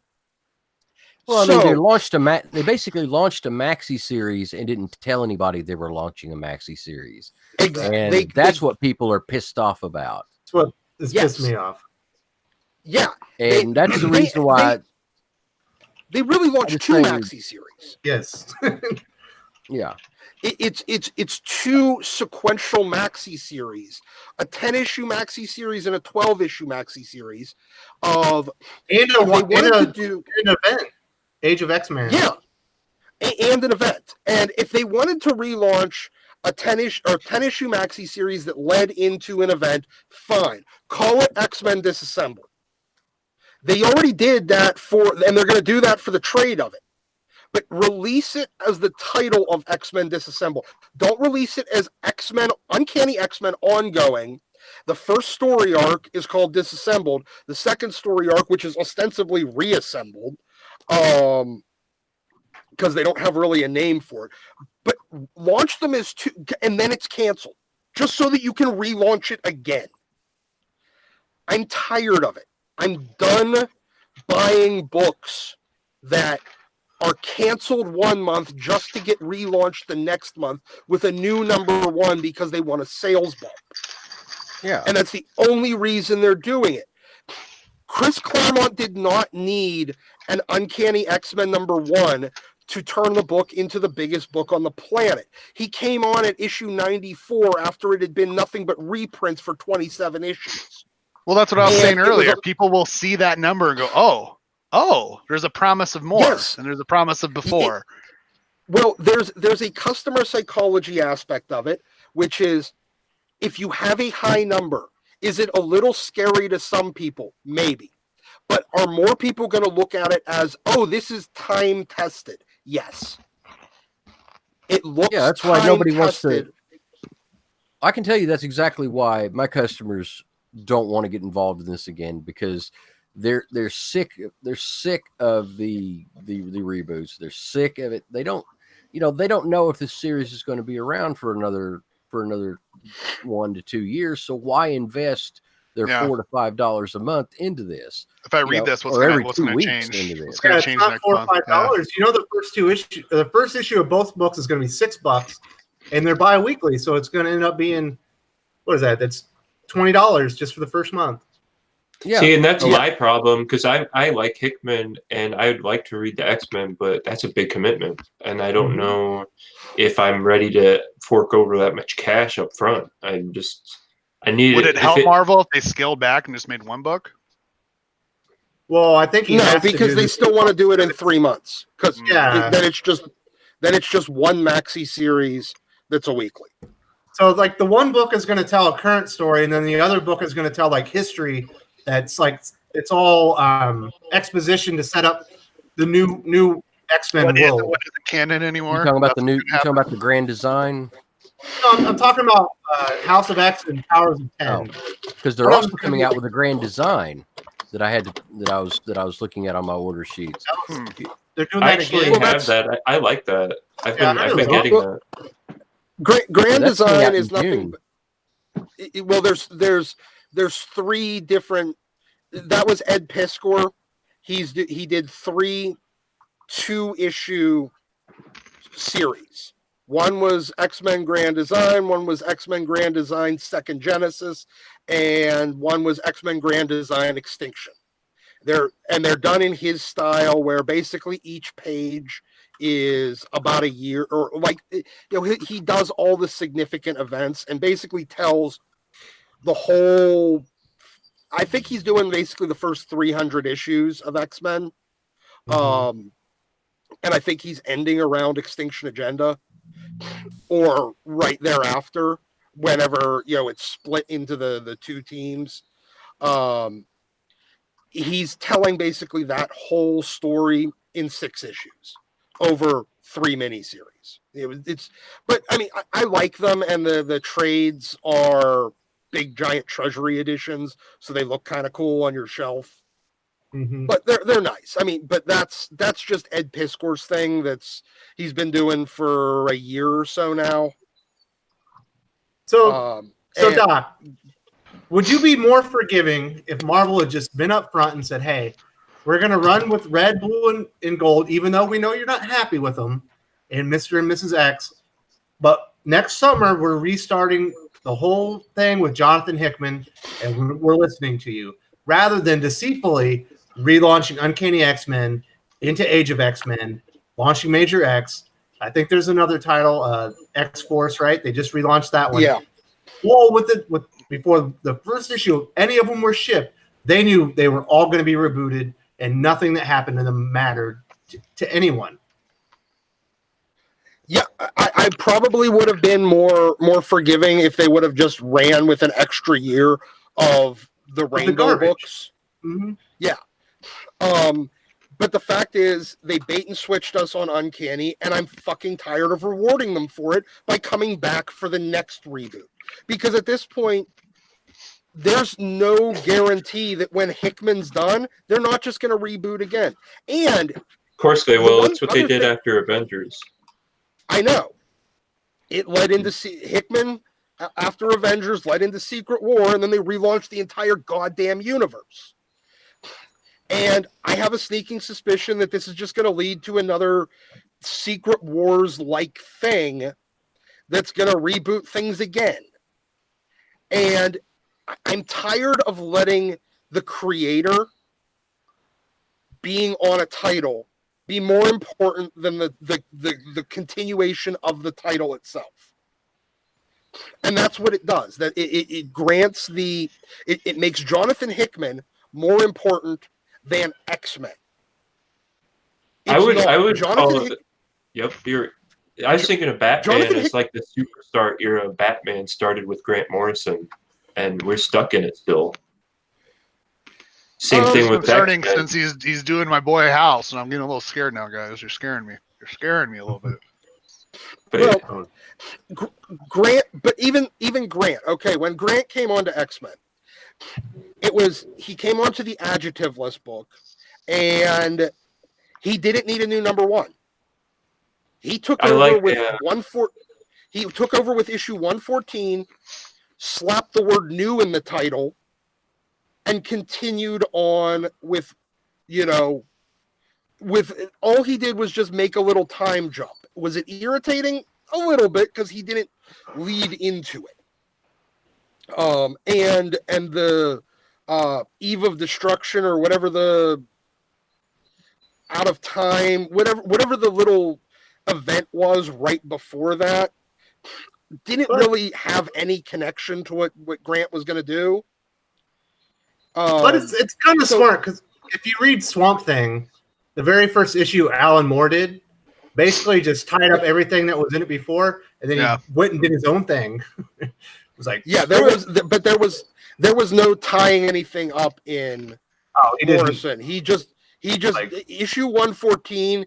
It was literally like all of a sudden they're in black leather biker stuff like the movies.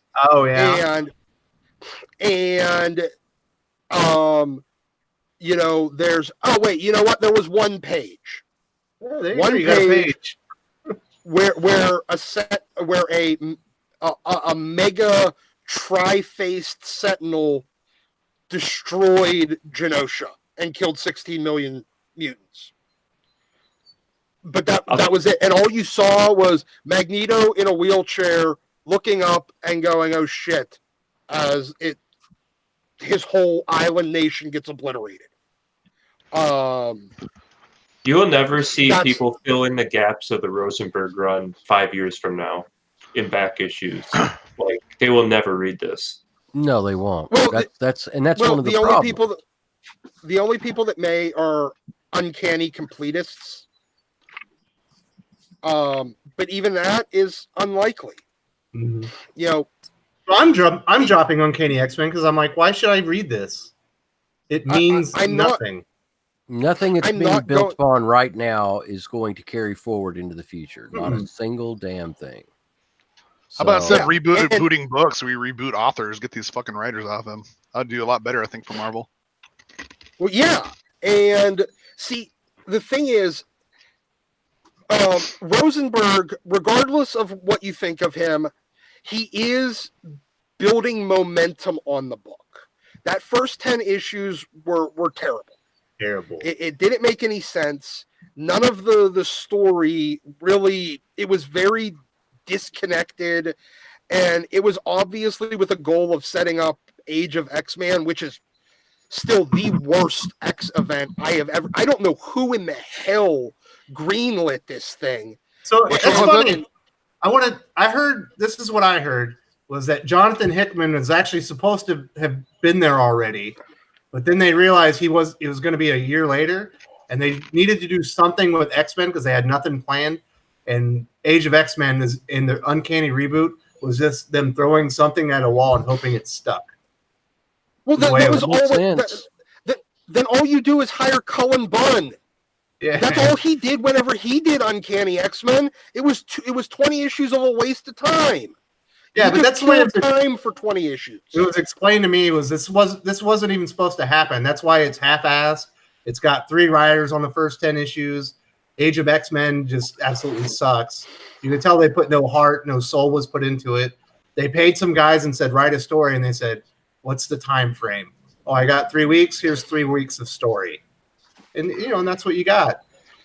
From the store rack, I've noticed that title has the worst coloring job of any mainstream book. Every color bleeds into X-Men. Uncanny X-Men has horrific colors. Every color bleeds into each other and no images pop. And the art actually looks good to me. But I hate how muted and dark everything looks all the time. Well, that gets back to the whole that comes back to the whole thing with color. Comics have been colored differently over the last 10 years compared to what before. They're aiming for a particular audience. They don't want the traditional audience, which is young men. They want a female audience, so they want gotta get that Twilight whatever money. So they're changing the color palette. There's a reason why bright colors, primary colors, are used for so long in the comics industry, because they're targeting the people that had the disposable income. Well, they think that demographic has changed when in reality it hasn't. So their sales are plummeting, and part of the reason of that is because they don't know how to color for that audience anymore. They don't know how to attract that audience anymore, and they don't want that audience anymore. So. Well, I think that's part of it. One of the other reasons they colored in 4-color for so long is because that's what newsprint would handle, and it didn't.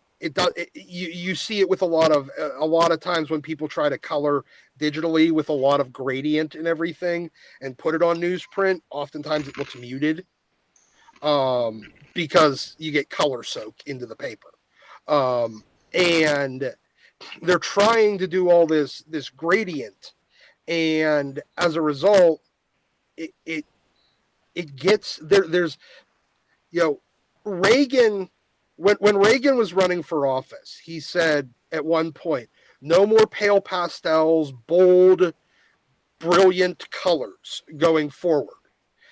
And that's kind of what they're doing. Everything went from bold, brilliant, vibrant coloring to these pale pastels, and because they're not intimidating, they're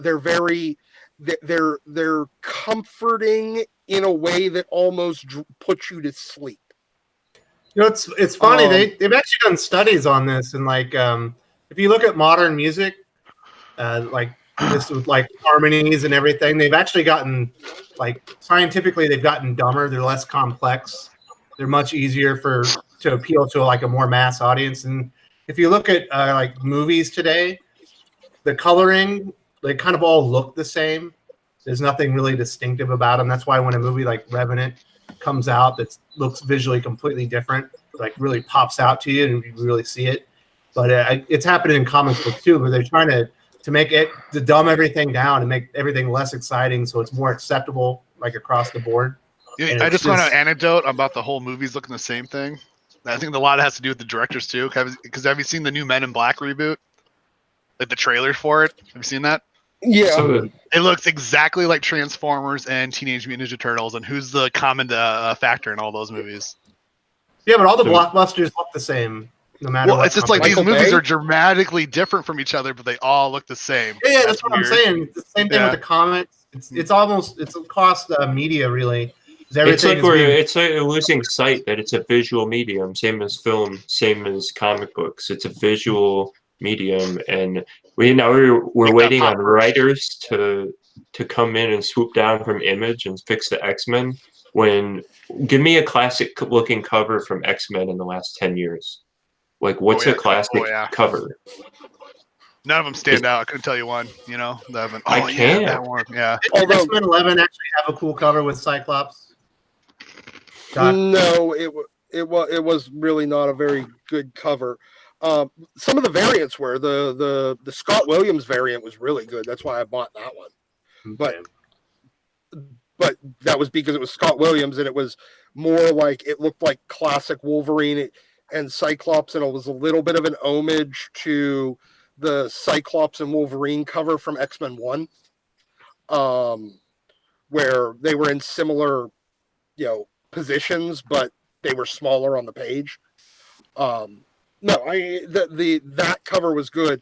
The Willis Portacio cover for the most recent issue of Uncanny is actually not bad. The one with Emma and maybe Magic on the cover. I can't remember, but it's actually not a bad looking cover because it's a Willis Portacio cover. And the characters, it's a lot of black on the cover, but the characters kind of pop out a little bit. So that's not a bad cover. It's not a classic cover by any stretch, but it's not a bad cover either. But all the rest of them are, that's because it's Willis. The rest of the covers for the series so far, though, have been okay to acceptable. Nothing great and nothing terrible. But there's nothing, but none of them grab you. They're all a little too muted, all a little too dark. The blue on, with Cyclops wearing his 90s costume again in it, the blue that they're using, the color, is too muted. It's not brilliant enough. And you saw that in, like, for instance, Man of Steel, where they muted down the blue of Superman's costume. And it almost looks like a blue-gray. Because they're terrified of, and they do it on, like, the Flash TV show. The first couple of seasons. Now, granted, the Flash TV show, the costume has gotten more, the red has gotten more brilliant as it's each season. But they're terrified of bright colors. Daredevil, same thing.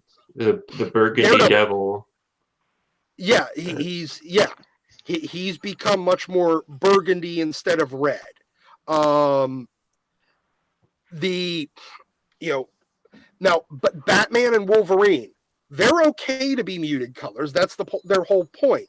Like Batman with either the black or the gray or even the dark, like blue. That blue gray that he wore. 77. Both of those. What's that? Well, in the 1970s, you had that kind of blue-looking costume. Yeah. That's fine because it's Batman. Wolverine with the brown and tan. I've always thought I liked when they went back to the yellow and blue for a while in the 90s. And bring the tan back. Then it got he really the brown and tan have been a much more iconic costume for Wolverine than the yellow and blue. Yeah, because he wore it for a lot. He wore it for a lot longer. Mm-hmm. He wore it at the height of X-Men. That was the costume he wore because he wore that costume. He only wore the blue and yellow in Hulk 181 and 182, and then X-Men 94 through about 110. Then he went to the brown and tan for the next almost 200 issues. Yeah. Before, and he didn't go back to the yellow and blue until Adjectiveless X-Men 6. That's funny because even then Wolverine in the X-Men cartoon, he's wearing the tan. Everybody remembers the Wolverine from the Wolverine miniseries. That was kind of like, that's what really launched Wolverine as far as the comic imagination goes. The comic fans was the Wolverine miniseries, and that was the brown and tan. So yeah, it was the brown and tan. He wore the brown and tan for his ongoing series all the way up until almost issue 50. I always looked at the brown and tan as the more of like the Wolverine covert style, and then the yellow and blue was like his X-Men default. But I could be wrong. I know that's not how it was, but that's just like an attitude. The character's attitude seemed to change a little bit based on what he was wearing. I thought, like the colors. He wore the brown and tan for essentially 15 years of. We all agree the what was that last mock-up that Declan Shalvey did? That's got to be the worst Wolverine costume of all time. Oh, P.F. Chang his uniform? P.F. Chang's. No. Yeah, his P.F. Chang's. It looked like bellhop Michael uniform? Jackson's history uniform. I feel like that costume was specifically made for cosplaying. Like they wanted that look. Yeah. They wanted They're Wolverine just cosplayers. pissed people off. It was bad. And They got the this like fact is cross Wolverine- vest thing. Ugh. the Wolverine always had the mask, and every time they do something with Wolverine where he doesn't have the mask, unless he's in his patch kind of persona, where he's wearing the eye patch and the leather jacket, or just like the sleeveless black unitard, it just looks wrong. We have Cowboy And- Wolverine now too, though. Well, no, Cowboy Wolverine was Wolverine off duty. That was the way he always dressed off duty. He had that, because he was a Western Canadian boy. Man, Don't you dare talk shit on my Wolverine. he's a short little manlet. Was he like 4'3"? Didn't they actually think about Five. Danny DeVito playing Wolverine for a while? That would have been perfect. I heard. It was supposed to be Bob Hoskins. I heard Glenn Danzig for a while. He's Oh like my 5 God. I want to foot. hear Wolverine talk about his massive dong. Great. Glenn Danzig that was whenever Wizard back in the day were doing their casting calls, and they had gone back and forth between Glenn Danzig and Mel Gibson. Because this is the early 90s. So that's the it was the early rumor. Yeah, it was the early 90s, and Glenn Danzig was a big comics fan, so that's the reason why his name got thrown in there. But it was never there was never anything serious about it. The only serious attempt before the 2000 movie was it was in the late 80s. They were going to do around the time that the Batman movie came out. They wanted Bob Hoskins from Who Framed Roger Rabbit. Oh my God! And he would have been good because he had that real short, stocky build that would have worked perfect for Wolverine. He would have been 50 The years fact old. of the matter is, Wolverine's like 3'8", right? That's how tall he is. No, he's 5'3". You're thinking of Puck. Puck is like 4 foot. Wolverine's 5'3", but he's also like almost 300 pounds. So you said 5'3", but I hear 3'5". Yeah, you can think that. You're still going to be wrong. No, he's, but Wolverine, any of the costumes that they put Wolverine that don't have the mask is dumb. It's the reason why I always hated the movie Wolverine, because he never wore the mask. And I understand. It's the problem with any superhero film. They always have the people silly. out of their masks. It's gonna look They silly. always have the people. Well, they always have people out of their masks for Real life goddamn people long. wearing masks look silly. Okay. Dredd. He wore the whole helmet the whole movie. And Dredd? Yeah, he did. Okay, I'll give Dredd some credit. Both. Dredd was- I love yeah. both Dredd, so I'll give that some What credit. happens is if you commit to the bit of this guy wears a mask, you don't see Batman running around taking his fucking hood and cowl off all the time. The only time he's not in the hood and cowl in any action scene where he's wearing the rest of the Batman costume is when he's back in his cave or he's walking around as Bruce Wayne. Because they always said skip the part. They skip the part where he puts the eyeliner around his eyes because he has to have the dark. They eyes did it in around them. Kick-Ass. Kick-Ass, they Oh, addressed that. They had Nicolas Cage putting big old eye patches over his eyes, and he puts the cowl on. I forgot He about was, that. Big Daddy was, the Batman of Kick Girl or Hit Girl. But the point was that Batman commits to the bit when you do real life, like live action superhero. Well, it's either All the that or you Marvel go movies- like in Green Lantern, where his whole body was CGI, and it was terrible. Yeah. It was terrible. The mask was Yes, but CGI. The It was emblem so bad CGI. that he actually lampooned it in Deadpool. Oh god, it was so Yeah. bad. Oh, He lampooned it in both of the Deadpools. Yep, I didn't see the second one. not green and nothing animated. Yeah, and then in the second one, he goes back and shoots himself whenever he just signed on the dotted line, or when he gets the script for Green Lantern. Yeah. In the post-credit scene. But the point is, Deadpool works as well because they commit to the bit. It's but all the Spider-Man movies have had the problem where Peter takes off his goddamn mask too much. Yeah, Wolverine, especially in the second one, there's a whole thing on the subway where he's fucking stopping the subway transit maskless. Yes. He's completely maskless. And they're like, he's just a kid. Like, why are we doing this? Yeah. Well, exactly. the problem with that is you've got all the movie creators who are trying to get people to connect with the Peter Parker instead of trying to get them to connect with Spider-Man. And well, no, it's you're thinking way too hard about this. It has everything to do with the fact that we're paying this guy $10 million to play this role. We want to stick his face on the screen as much as possible. That's all it is.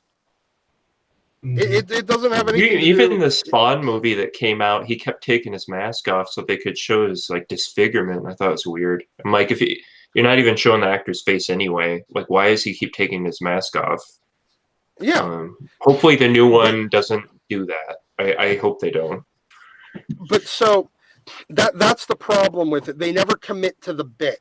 They even do it in the Avengers movies. Now, thankfully, they figured out a way to do it with Iron Man, because all they do is show that like inside of his mask, like heads up, like where he's looking through the HUD. Yeah, where he's looking at the heads up display thing. From that man got paid so much money to have a fucking green screen. Oh my god! They Most did. of that movie is like Fortune, 90% headshot of Robert Downey Jr.'s head. That's all. Fortune magazine did a complete breakdown of all of Robert Downey Jr.'s. Just a side thing for a second. Fortune magazine did a rundown of all the money that Robert Downey Jr. has made off of that, counting the licensing and everything like that. He's made over $390 million off of Iron Man in the event, off Marvel. No wonder he had to die in spoilers. Almost $400 million. It'll probably go well over $400 million when he talks about the residuals and everything like that. So you got to figure nearly $500 million to an actor. Yeah, he's gotten paid. So yeah, go on though, Doc. Yeah, but Captain America takes off, Chris Evans takes off his mask or the helmet.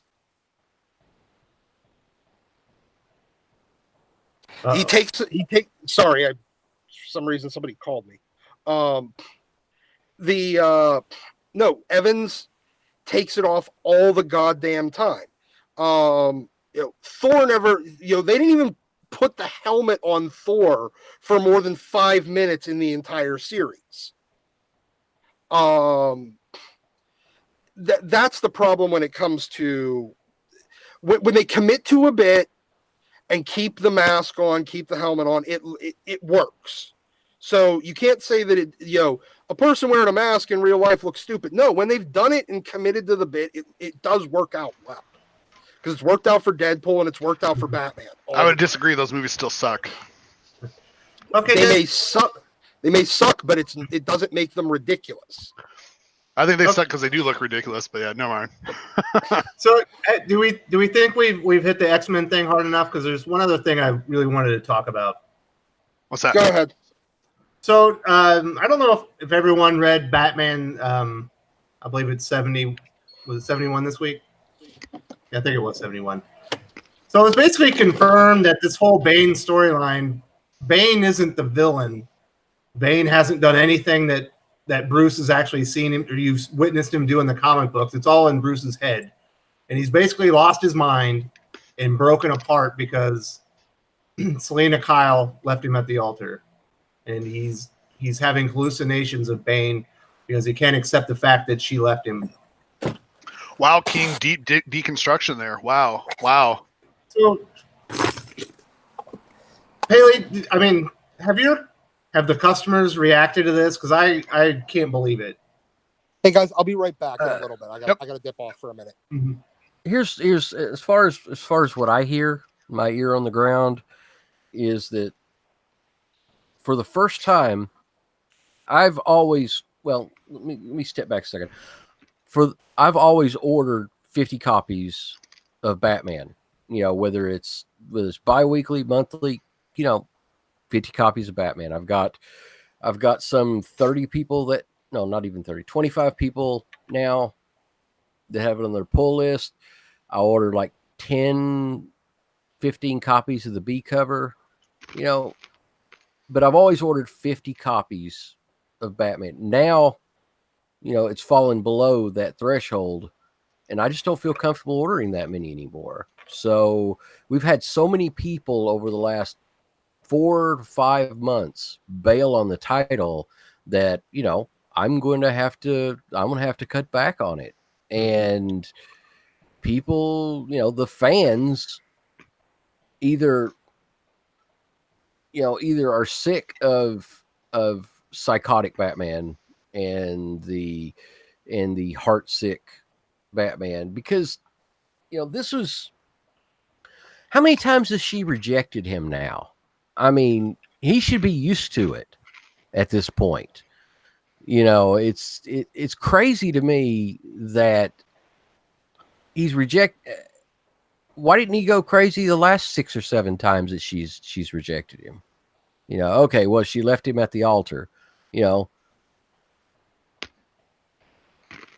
the amount of resiliency and perseverance Batman has as a character, Bruce Wayne, exactly, is pretty overwhelming. He's seen his parents murder. He was mentally and physically destroyed eventually by Bane after he broke himself. He's been through a lot, but he's never mentally fractured. No. But now, because that's kind of the appeal of Bruce and Batman. Yes, is that he's able to overcome traumatic. Well, I would come back and read every time because I want to see what challenges he can fight back on, because he's Batman. Yeah, I mean, he's not getting that anymore. He's so mentally resilient. He's so emotionally resilient that it doesn't make any sense at all that being jilted for the 7th or 8th time by Catwoman, pushes him over the edge. Let's be honest here. Batman always has contingency plans, and he plans ahead.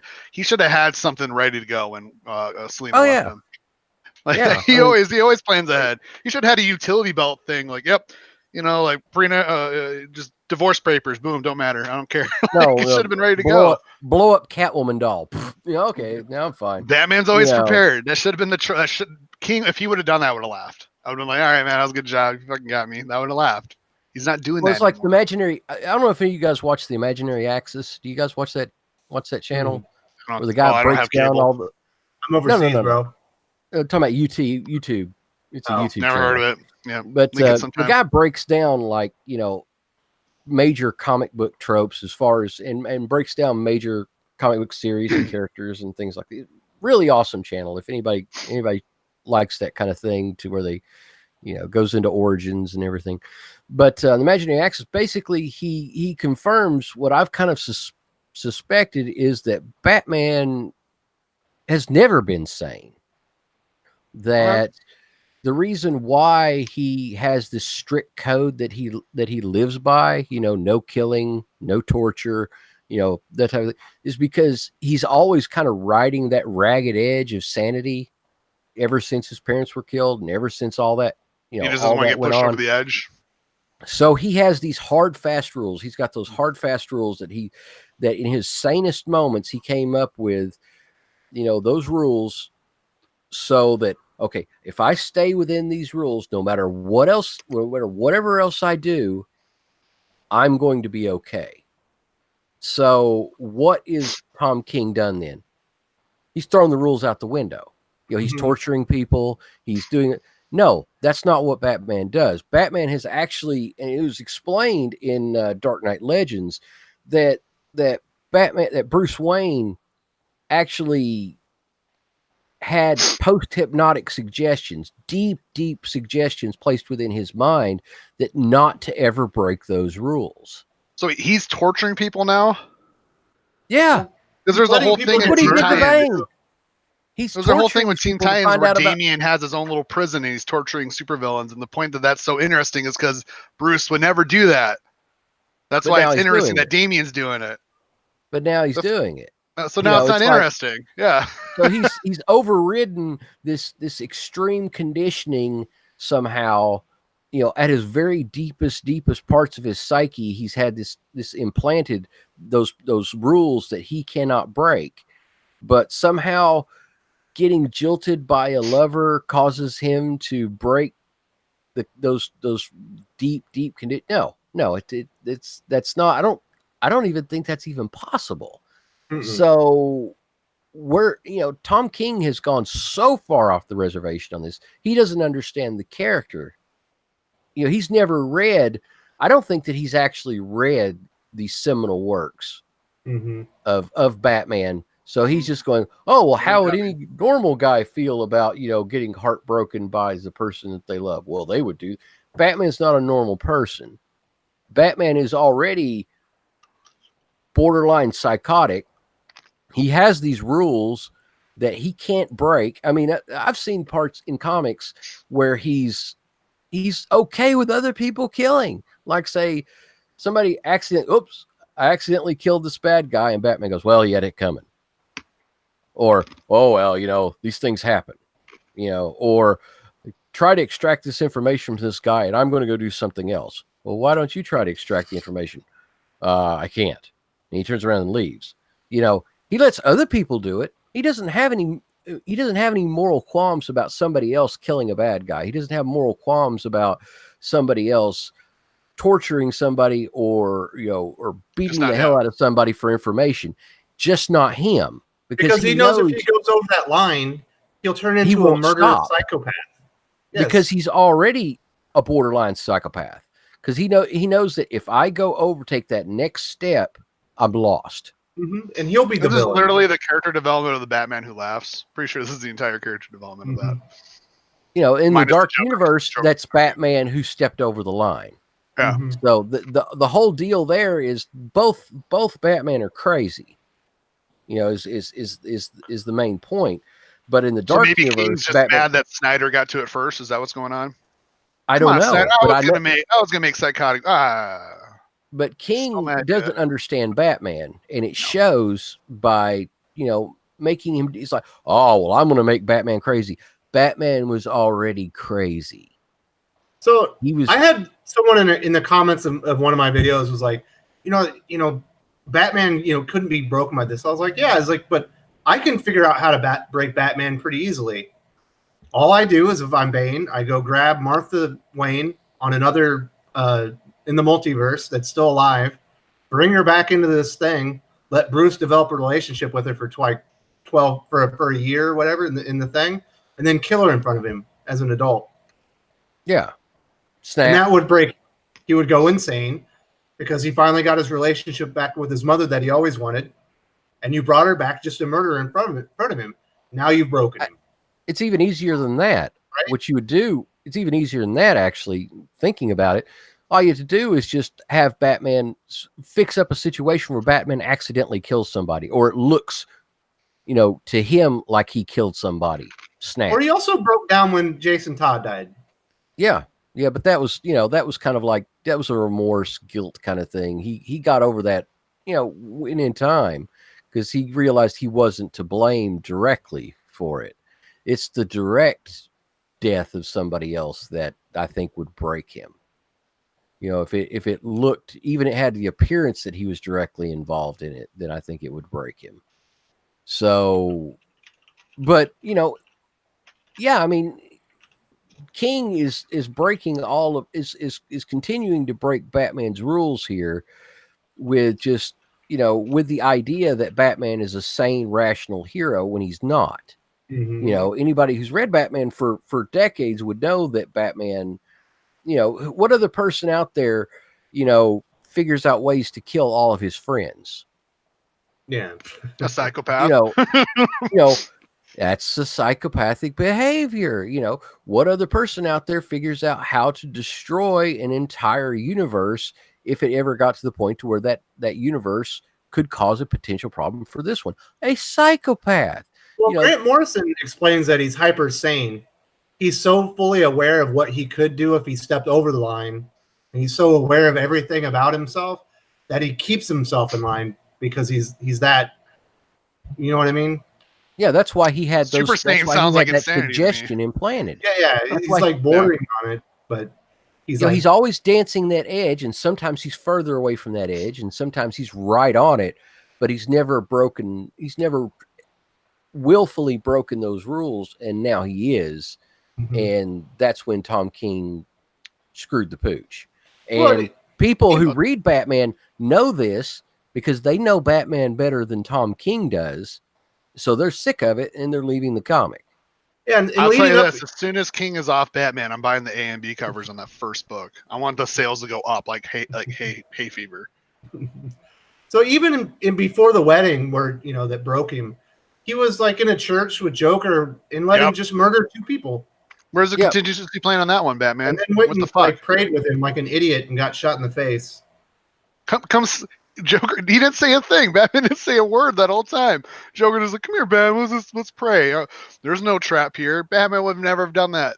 Oh, so it's been. He would have walked up and curb stomped Joker right into the fucking chapel. Yeah, he'd have kicked him in the back of the. You'd have kicked him in the back of the head. Tied him grabbed up, his arms and went, "You just Arkham. killed a bunch of people. You're gonna get a little bruise here." That's what he would have done. That's what he should have done.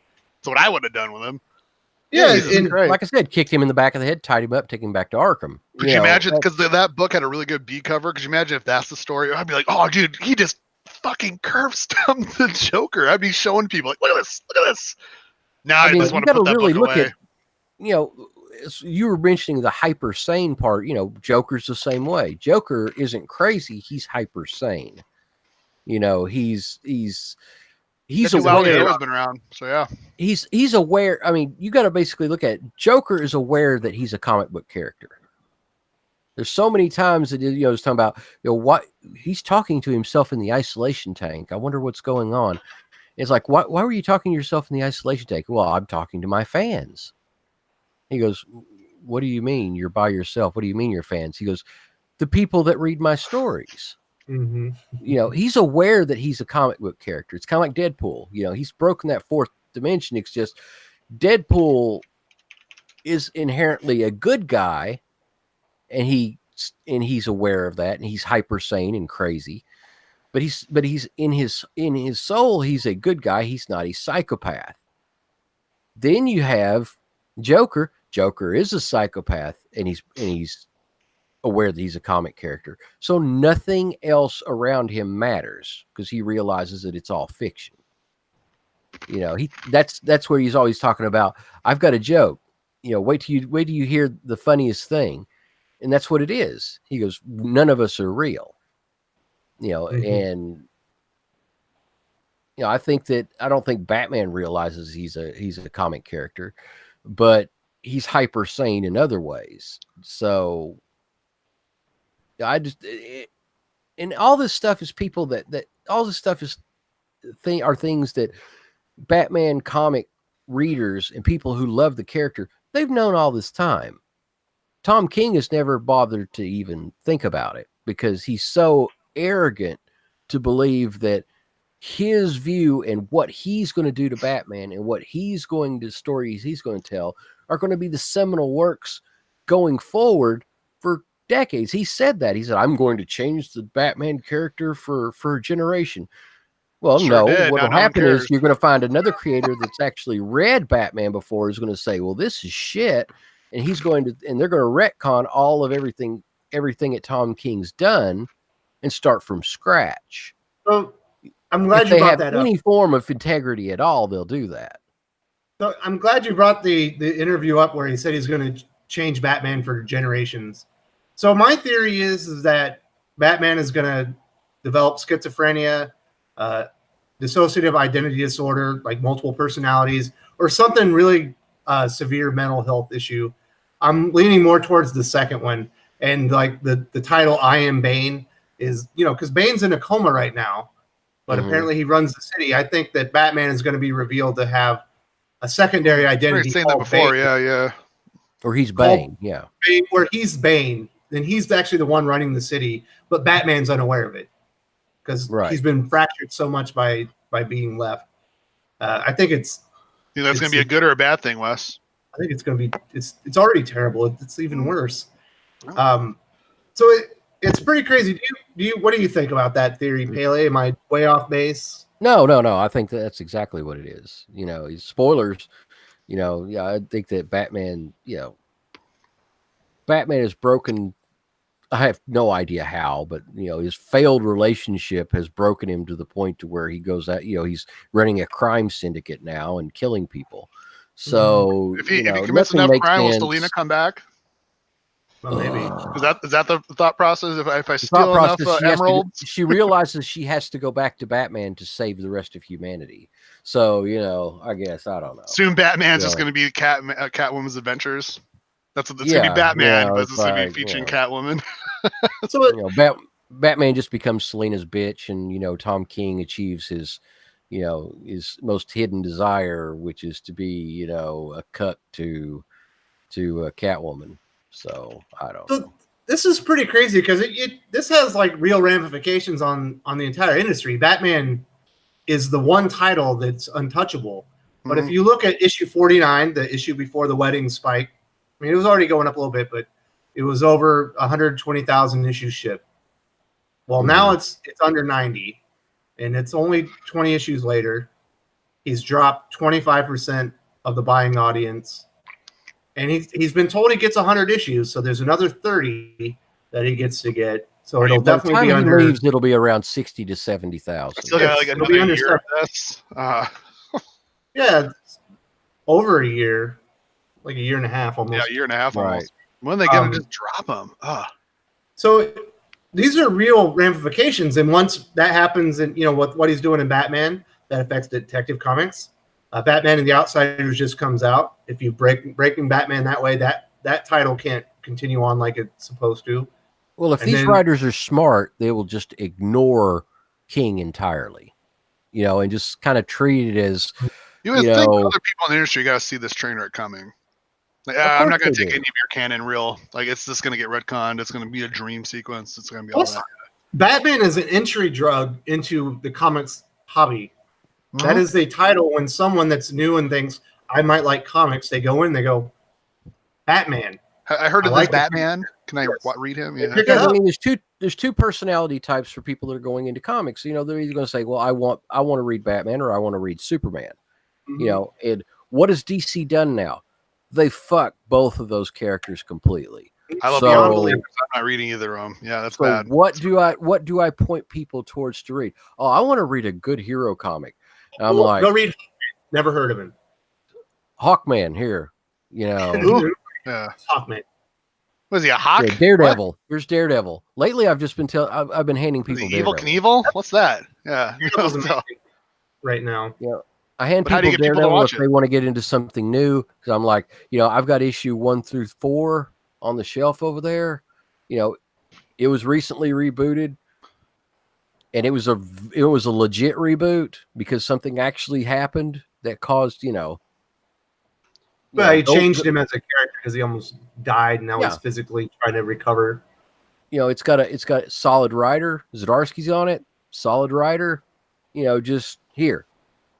Read Daredevil. That'll get you into comics. And because I can't get people to read it, I won't be able to get people to read X-Men. I won't let them just start out on Superman or Batman. I can't, in good conscience, hand them to the X-Men situation. So, what from the big two, who do you start with? I mean, supposedly Amazing Spider-Man's good right now. That's it. That's still Chip. Still Chip doing it. No, that's Nick Spencer. I won't trust Nick for anything. I could give Chip a try if he was doing amazing, but he's doing Spider-Man Life Story, but that's a miniseries. But so it as a retail owner, Pele, this must be beyond infuriating, frustrating. I'm sure. That's why I lose my shit on Twitter. I'm like, oh my god, I can't handle this anymore. It's like, what am I going to, I have to sit there and stand in front of the customers and they say, this is garbage. And I just nod. You're like a fruit vendor getting rotten fruit, Yeah. Every every single week I just get rotten fruit from DC Yeah. and Marvel. So get excited whenever one of the few pieces of fresh fruit actually arrives. So thankfully for yourself, you read the tea leaves in advance, and you started veering over, course correcting to back issues. You said back issues are going to be what people are interested in because the direction that Marvel and DC and Image has been on just aren't right. But you have friends in the industry. You have other retailers that are friends that are basically being put out of business by these terrible decisions. Like how does that affect you? It has to be terrible. Well, I mean, there's 2 points on that. One is they're broke, so nobody likes being broke. Everybody's unhappy when their cash flow situation is bad, and 2, they're heartbroken because they wouldn't have started a comic book store if they didn't love comics. Mm-hmm. So, I look at all this and I'm like, I was telling them years ago, I said, the comic industry is going to go in the toilet. Look at the writing. It's on the wall here. You got your milkshake girls and you got your SJW invasion. The comic industry is going to go to shit. Prices are on the rise. Print runs are dropping. You need to shore up your foundations financially here because it's going to be a really rough ride. So what I did, I went out and bought some inventories of other stores that had gone out of business. I went out and I bought huge wholesale lots, bought collections, put up advertising in all the various, periodicals and, every single thing that I could think of, online, offline, newspapers, buying comic collections, buying huge lots of comics, no lots too big, no lots too small. I'll buy anything, it may not be able to give you much for it, but I'll depending if it's not anything that's really going to sell well, but I'll buy anything. So, and just build on that and build on that, build up an inventory of 250, 300,000 comics. And that is the foundation to work with, knowing that the industry is going to go bust, knowing that all of my friends that are in the industry are going to lose everything they have, no matter how much I warn them. So hold on. How embarrassing. Bat phone. Don't you know that you're live? Don't they know? Don't they know, damn it? Every time it's like a telemarketer. Every time I go live, I think someone has to go to the hospital or something. I'm busy. But and all these people that I know now are going bankrupt, and all these stores that I'm familiar with are having to shutter their doors, and and a lot of these people owe me money. That's one of the worst parts of it too. Is I've got other vendors, other shops around in the area that for over the last 12 to 18 months, sometimes even more than that, like, oh, I'm about $200. I'm about $300 light this week. Could you float me? Could you float me some money? And like, oh, all right. Okay. Yeah, I understand. Try to help them out. Try to get them going. And then sometimes they could pay me part of it back. Sometimes they pay me all of it back, but not generally not, and so we got this ledger that's just red, and I know I'm never getting that money back. So, and that's secondary, that's not, I'm okay financially. I've got other things that I've worked on in my life. My comic shop isn't a venture that makes me money.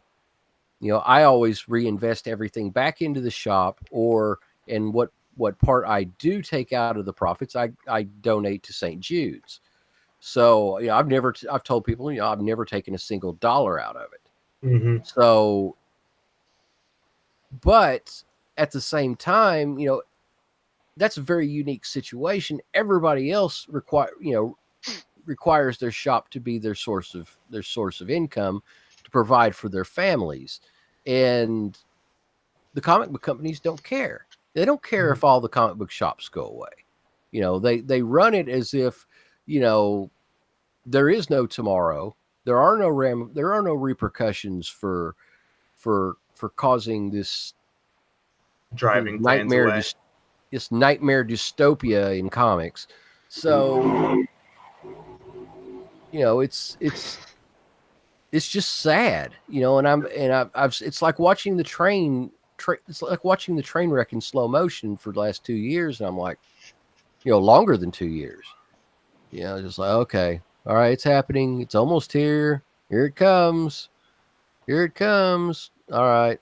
Okay. Yeah, sadly, I do believe comic books will be done and over with. Well, I think new comics will. It'll reach a point. Well, how long can old comic books stick around for? Forever. As long as somebody's going to buy them. Yeah, somebody's long they're gonna deteriorate. They're gonna wear out. Eventually, they're gonna go away. Makes them more valuable. That's what slabs are for. That's what slabs are for. But it's not going to happen within my lifetime because the comics that were made even 20 years ago, the paper doesn't deteriorate. It's bleached to a point. It's bleached and fortified to a point where it doesn't wear out. So they can continue to be traded. People are going to continue to upgrade the back issues they have. It's a collector market as much as it is a reader's market. So, I can have 20, 25, 30 customers in the shop, buying comics, and they never touch the new issues. So, like I think I've told Wes before, it's less, new issues are less than 20% of sales now. So Haley, we have one question from our audience. Dave, I think it's Asanowitz. I'm sorry if I messed your name up. He's actually got his own YouTube channel. You should check him out. He says to Pele, what do you think of an LCS owner recommending War of the Realms to a newbie normie coming into the shop? Newbie normie. That's the stupidest thing that anybody could possibly do. I mean, there's no touchstone for, of information. They don't know what's going on. They don't have any idea of these characters, who's Malekith? Why does he want to do this? I have no idea what's going on. Everyone's written like an idiot. Yeah, people are written like morons. The only character that seems to have his shit together at all in the, in the whole thing is Daredevil, and he's basically Heimdall now. And yeah, what? It's Heimdall's blind, so he can't operate the Rainbow Bridge. Right, but he's Heimdall. That's fine. That's fine.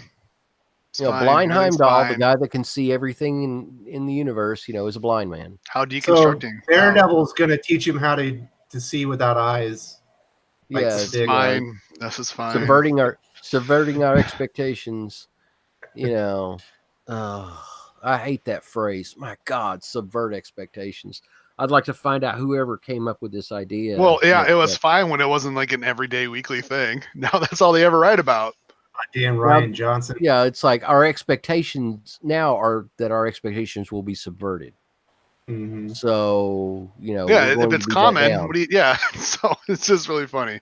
Oh, we're going to be let down this month. It worked once, and everyone wants to recapture that little lightning in a bottle. It's like, no, stop. So now we're used to being kicked in the teeth, so, we just have this battered wife syndrome, where we go to the comic book store and kind of wince. It's like, well, what's not going to kick me in the teeth this week, Mr. Comic Book Store owner? And I just have to look at him and War say, of the Realms. Assume the position. Here's War of the Realms. Assume the position. Drop your pants to your ankles and get ready. It's just, or you point him to the last 5 or 6 decent titles from the big 2 and say, that's what's left. This is what's left right now. Everything else is shit. Everything else is subverting your expectations. I really can't wait for some comic news that I'm excited about. I'm getting really sick of being disappointed every week. I think Absolute Carnage is going to be cool. Yeah, because it's crazy. We'll because Cletus Cassidy is a madman. But they'll I think probably Donny make him Cates sane. will probably run it properly. Yeah. The leader of comics, Donny Cates. Sorry. Mm-hmm. Although his Death of the Inhumans, I didn't like. Why would you do all this? Doc's not here right now. Don't get him started. You say that, he'll just show up and go, you know what? Oh my God. Oh my God. I'm over it. I'm over it with New Comics. That's the reason why I got out of New Comics. I'll offer them as a specialty thing. I've got pull lists. People want that stuff. That's fine. I'll order it. You get it. I'll have a couple of extra issues up on the shelf. I've always got to have, fodder for the dollar bin later on. So, all that stuff. This is just sad because we shouldn't. I want to be living in the era of my good writers. Oh yeah, I grew up buying those books. I can't say that now. Well, there's a few of them. There's a few good writers. Whenever there's not like this like, oh hey, remember the early 2020s where like comics were amazing? I can't say that. Like, yeah, I lived through it. It was fucking awful. There's 1 week in the month when people are excited. When I see people come into the comic book store and they're excited to pick up an issue, What's that? That's when Immortal Hulk comes out. That's the only time I see it. That's the only time I see it is people are like, oh, Immortal Hulk's out. Boom, and they grab it and they're jumping on it. It's like, okay, Al Ewing's a punk. He's an asshole. He's well, I don't have to agree with you as a person to like your books. Yeah, that's what I mean. But I'm just saying. Okay, he's a jerk. He's an asshole. He's horrible. He's treated the fans horribly in the past. He hates. He's this bitter, angry person in regards to politics. I'll forgive all of that because he's actually trying to write a good book. And he's actually selling something. So, that's fine. I'll put up with that because this is good product, but everybody else, they don't give a shit. Their books suck. So, I just sell my back issues. I'm happy with that. I love the Bronze Age era. I've got who doesn't? I've got hardcore people that are hard in the paint for those horror comics from that era. They get excited of Houses. Oh, you got a near mint House of Secrets 205? Ooh, can I see it? I would love to buy a collection of those, like an actual like hardcover maybe. No, they want the floppies. They want the original floppies. Oh, I want the floppies, but I know I'm never ever going to be able to afford the floppies. Right? They're not that expensive. Those floppies are unobtainable in my opinion. I'm never going to be able to get those. They're not that expensive. I mean, they're not crazy expensive yet. You started reaching 3 numbers on a book. It's like, oh boy. No, I'm not talking about that. Explain this, have you?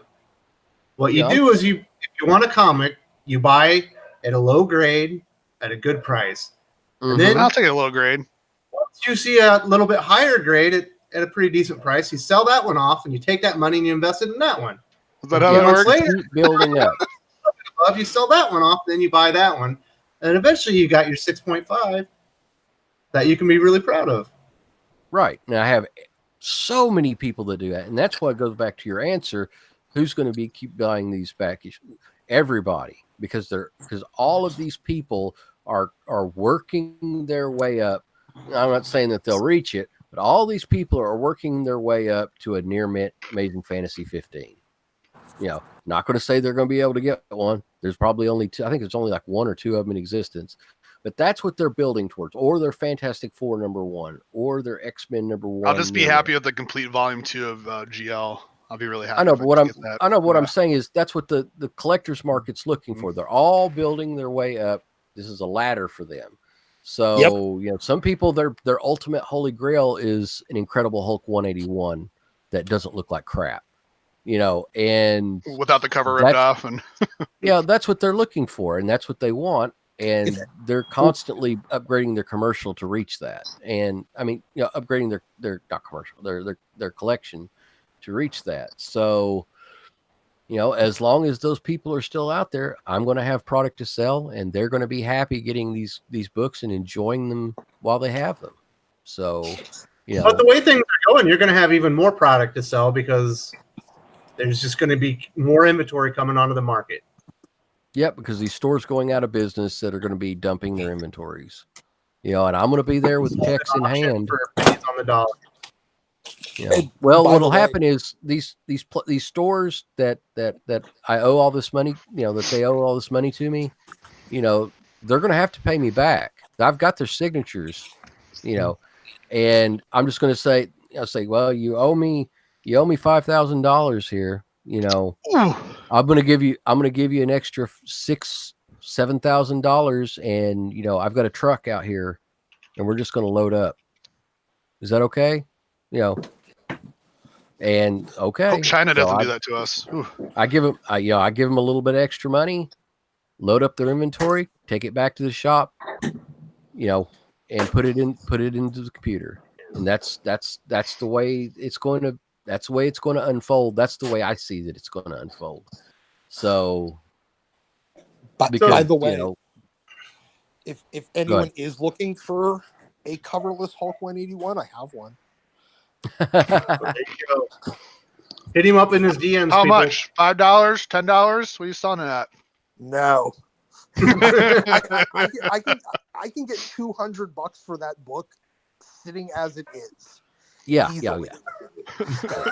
So, Doc, now that you're back, thank you for rejoining us. We were talking about this week's Batman. Basically, it was revealed that like all the things that Bane has been doing in the book, they don't exist. It's all happening in Batman's mind, and he's been essentially fractured by Selena Kyle rejecting him. Do you have any thoughts on that before we move on? It's still just Tom King's unpaid therapy session. Yeah. That's all Batman has been. That's all Tom King's comic work has been. Vision was that. Batman is that. Heroes in Crisis. Mr. Miracle was that. It's just Tom King's therapy session that he doesn't have to pay for. And not surprising. I mean, which is weird because he's, apparently ostensibly a happily married dude that I don't know if he just has like this weird unrelenting fear of losing his family or something, but I don't know. I mean, he was in the CIA. I know I've seen pictures of him when he was deployed out, so that could definitely he's balding, so he is balding. Can't help it. Maybe that's it. Maybe he's just really, really sad about his hair going away. Hey Tom, I don't have to worry about that. Neither does Jeremy. I'm balding. Looks like Wes is looking pretty good too. He got all of his hair. Yeah, he's balding on the sides though. He's got reverse balding.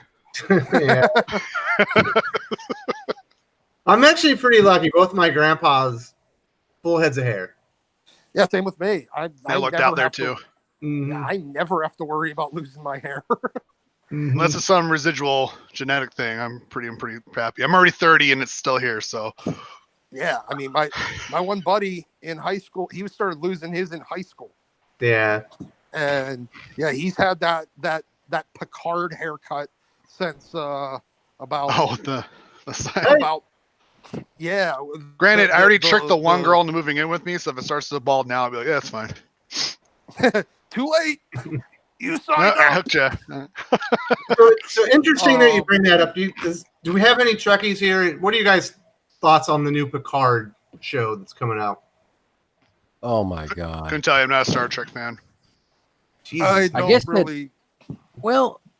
I love Picard when he was the Next Generation, and I won't say he's my favorite captain, but I like the character of Picard, and I thought that that whole archaeologist thing was kind of interesting, but I don't think that they can make a series out of it. So, I don't. Is that Vosh chick going to be back? I don't know. So, I mean, I don't even understand what the premise of it is. Like, is he even still like in Starfleet at that point, or is he just like some dude that's retired? He's retired. All I know is he's way too old to play the part anymore. He's Professor X now. Everyone's going to see him as Professor X. Oh, the premise is that he's retired from Starfleet and that he's off being a solo he's doing the Indiana Jones thing. He's the geriatric Indiana Jones. So he's Indiana Jones. Yeah, he's riding through he's riding through the galaxy on a starship that breaks all the time. On a small shuttle or whatever, he's got his crew of miscreants, that are also, quote, archaeologists, while he goes around the galaxy trying to save all of the wonders of, all the great relics and wonders. So, well, I have a couple of questions here. One, how in the hell does he know enough about the history of all of these fucking planets to be an archaeologist on a bunch of them. I don't know, but they always had information. I know. Have you watched? Remember the Next Generation where he would say, "Oh, I remember the Peterthian culture, and they had, they had these wonderful, little figurines that, they're so marvelous." And he would go wax poetic about this stuff. So yeah, I was never really a Trekkie, so whatever. We're called Trekkers. We're called Trekkers, by the way. Get it right. Okay. So Good. actually, we have one final question, from our audience. That's a comics book related from Dominic Powell. If you're not following him on Twitter, he's a great guy. He likes to talk comics and other kinds of pop culture. Lots of fun. He says, "What are the limits of separating the art from artists when it comes to a series fans like, but have people in the comic series acting out of line?" So this is a while ago. I had a rule. If you bot me, I'm not buying your comic book. If I see you be rude to people like once or twice, I'm not buying your comic book. I'm tired of being bitter. I'm tired personally. I don't want to think about it anymore. So as long as you're generally a decent person, you can get out of line once or twice. Like the Donny Cates thing, I know it upsets people. Doesn't bother me. I'll read his books. You can bot me. I don't care anymore.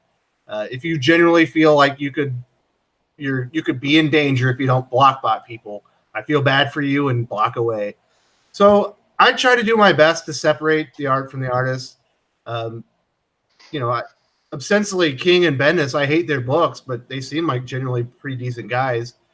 But there's other people like Al Ewing. He seems kind of like a dickhead, and I think his book's great. So as long as you're making a great book and you're not being completely out of line, like a Saladin Ahmed or Ta-Nehisi Coates, like he said some gross stuff that I can't get over just as a veteran. That put him on a list of stuff of places I can't go. Like as long as you're not Mark Waid, Dan Slott, I'm over it. I don't want to be mad. Comic books are something I do to have a good time. It's something I do because I want to enjoy myself, not to think about what a dickhead it is of the person I'm reading the book with. So that's how I come off on it. Of course, to everyone, it's going to be different. Well, so you got to be really careful about doing that because you're going to be in the whole CG only crowd, and that's a really stupid crowd to be in, I think. Only buying CG only books. What? Well, I can't afford that. It's too expensive for me. Well, that'd be dumb because then you're going to miss out on some good stuff just because you don't agree politically with a person. That sounds pretty social justice warrior to me, yes. Mm-hmm. Well, that's exactly what it is. Because now, everyone associates SJW with liberalism, but it could easily be, conservatism. Really. Yeah. So Pele, what's your answer to that question? You want me to read it again? Art from the artist. Yeah. What are your limits? Well, I think Al Ewing is about my limit. Mm-hmm. It's kind of like whatever your political opinion is, that's fine. That's your political opinion. You want to talk shit about the president, that's fine. You have free speech. You want to be boisterous about, women's reproductive rights and all that. That's fine. I don't care. That's your opinion. But when you're actively shitting on your fans, when you're actively going out and being a belligerent asshole constantly to everyone and anyone who happens to cross your path that you disagree with, then no, I'm not going to buy your comic. That's personal opinion. I'm not going to buy it. Will I still carry it? Yeah, if people request it, of course I'll carry it. But then there's another layer. There's another layer even beyond that. If you are a terrorist, if you are an online terrorist and you are actively trying to destroy the people I care about through your activities and your behaviors, I'm not going to sell your books. So I'm not even going to carry your books. If somebody wants to buy them, like I told Wes before, I'll put them in a brown paper bag. You can meet me after the store closes. We can exchange some money and you go on your way. I'm not going to put them up for sale in my books. Max was sorry. Anyway, so Did you say Brian? You know, I'm not. No, let's not do this, guys. So I'm not going to care. I'm not going to sell those. I'm not going to openly sell those products in my shop. You know, and you probably have to twist my arm to get me to order them. You know, so. But for the average creator right now, the average woke creator who's just a political activist and being a butthole online, yeah, I'll sell your books because I'll make my money off of you. I'll monetize your stupidity. But you know, I'm not going to actively go out and try to sell your stuff. I'm not going to talk you up. You know, like I said, that line right now is the immortal, what I'd refer to as the immortal Hulk line. You know, with I'll sell Al Ewing's books. You know, I'll even ask people. I'll even recommend them to people as long as he keeps his damn trap shut, and not attacking fans. Mm-hmm. You know, but when he crosses that line, that's it. You know, I'm not going to keep promoting that type of behavior. So, you know, I've got lots of people out there that have blocked me. I've got a lot of people that don't block me, and I don't know why they aren't. And they block everybody else, but they don't block me. I think it'll just be really great to go back to selling characters and not selling the writer anymore. Right. I mean, kind of. Yeah, I'd rather just do that. Bummed out about that. Like, I wish I could just be like, yeah, this is Spider-Man. Isn't that cool? Versus, yeah, I'd rather just do that. And Spencer's writing it. And, right. You know, So I'll sell Rick Spencer. I'll sell Spencer stuff. You know, whatever. You know, he's a dick. I don't care. I'll sell his stuff. So but what's your thoughts on this before we wrap her up? I'm operating as exclusively a consumer on this. I don't need to give anyone money. Mm-hmm. I don't need to buy any particular product except for pay my mortgage, you know, pay the electric company, hell, I can cut cable if I wanted to, but I got to pay the electric company. I got to pay the gas company. I got to pay my car insurance. But I don't need to buy comic books. I choose to buy comic books. And when you're selling me a product that you need to sell in order to pay your mortgage, to pay your electric bill, then you have to treat me with some degree of respect. If you elect to not do that, then fuck you, starve. And I will no longer, I don't care if I'm only giving you 5 cents a month. You know what? If there's 50,000 people not giving you 5 cents a month, that's a lot of money that you're not getting anymore. That's the difference between, you know, starving and not starving. So I think it is very, very. I think it is very, very. Sorry, guys. Somebody, this is the problem with doing it on my phone today. Don't worry about it. People call me from time to time, and then I have to decline the call, and it shuts. Isn't that the worst? I don't want to talk to people. That's why I'm doing this. Yeah. But no, they're you know, they need my money. I do not need their product. I choose their product. They have elected to go into an industry where they need consumers. So I can't go out and in my regular job shit on all the people that I need in order to have revenue.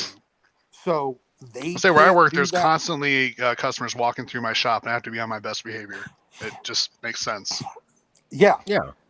I'm representing the company at that point. Yep. Yeah, I don't care whether you're a work for hire. I don't care whether or not what you are.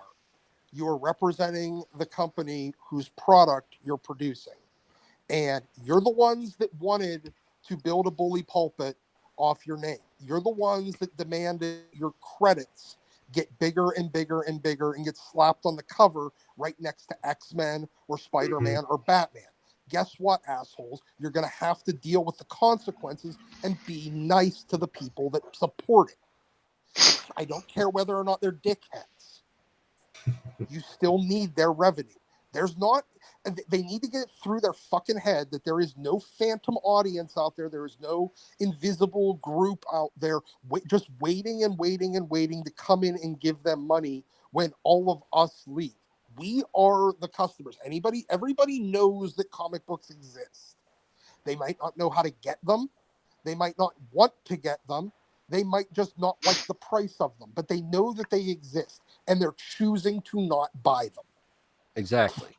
So the people that you have, they need, when it comes to like the, I got into this, I think I was talking to Perch about this the other day. And now there's sometimes I agree with him, sometimes I don't, when it comes to, publisher behavior. And he said, well, it's, okay, it's the last straw.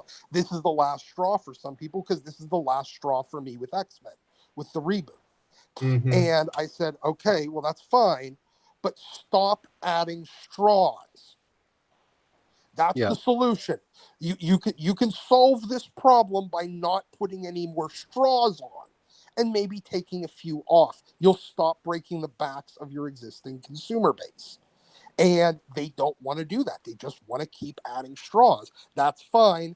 They'll end up starving as a result. Okay. So, Jeremy, you got any? So I'll give you the great example. The upcoming Wildcats book. Warren Ellis. I've loved everything Ellis does with Wildstorm. I even like his Soy Storm that he just did. That really weak. I still liked it.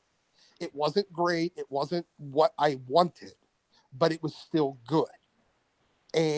But then he hired Ramon Villalobos and Tamara Bondvillain. Yes, that chick's weird. And I say chick like that. Yeah, dude looks like and I looked at it and I said, you know what? No, not buying it. It's that simple. Not buying it. 2/3 of your creative team has me blocked. Fuck you. I don't care. The end. Yep. So that's all I got to say on that one. Yep, makes sense. Also, final, Jeremy, do you have any thoughts on that? Separating what was the original question again?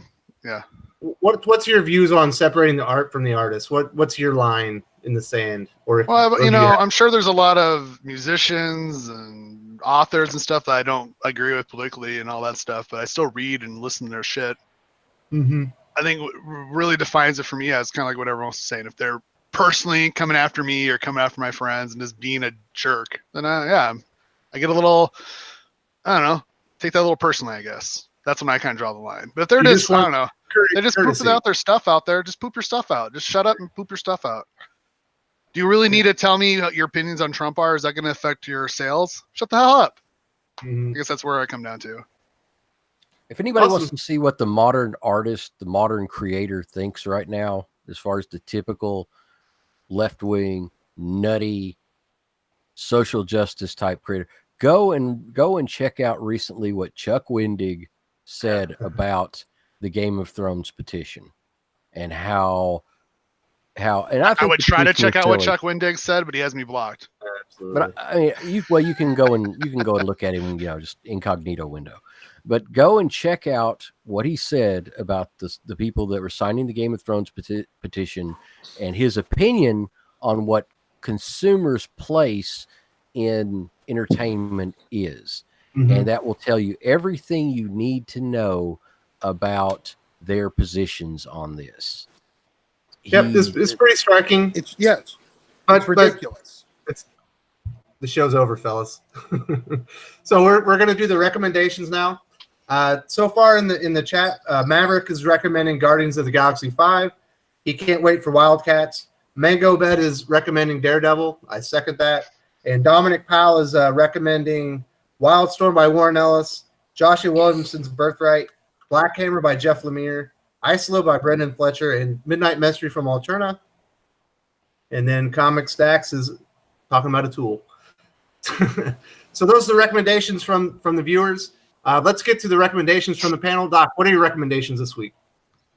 I got two. One is Mighty Mascots from Alterna. It's just fun, kind of all ages, superhero-y stuff. It's actually pretty good. Check it out. That's my stack. Yep. And the other is so that anybody that wants to follow along whenever I do the part 2 of my review, go pick up the trade of Extinction Agenda. I'm going to do the part 2 with Ash sometime, maybe next week. So you guys always do that shit when I'm at work. I can't watch it. Yeah. Yeah. Well, but it's available in replay. There you go. But yeah, check it out. Hopefully we won't boomer up the tech next time. And no, the Extinction Agenda trade paperback, go pick it up. Because primarily the only people getting residuals out of that, all you're doing is giving more money to new money to Chris Claremont. Well, that's a good thing. Mm-hmm. All right. So Jeremy, what are your recommendations this week, buddy?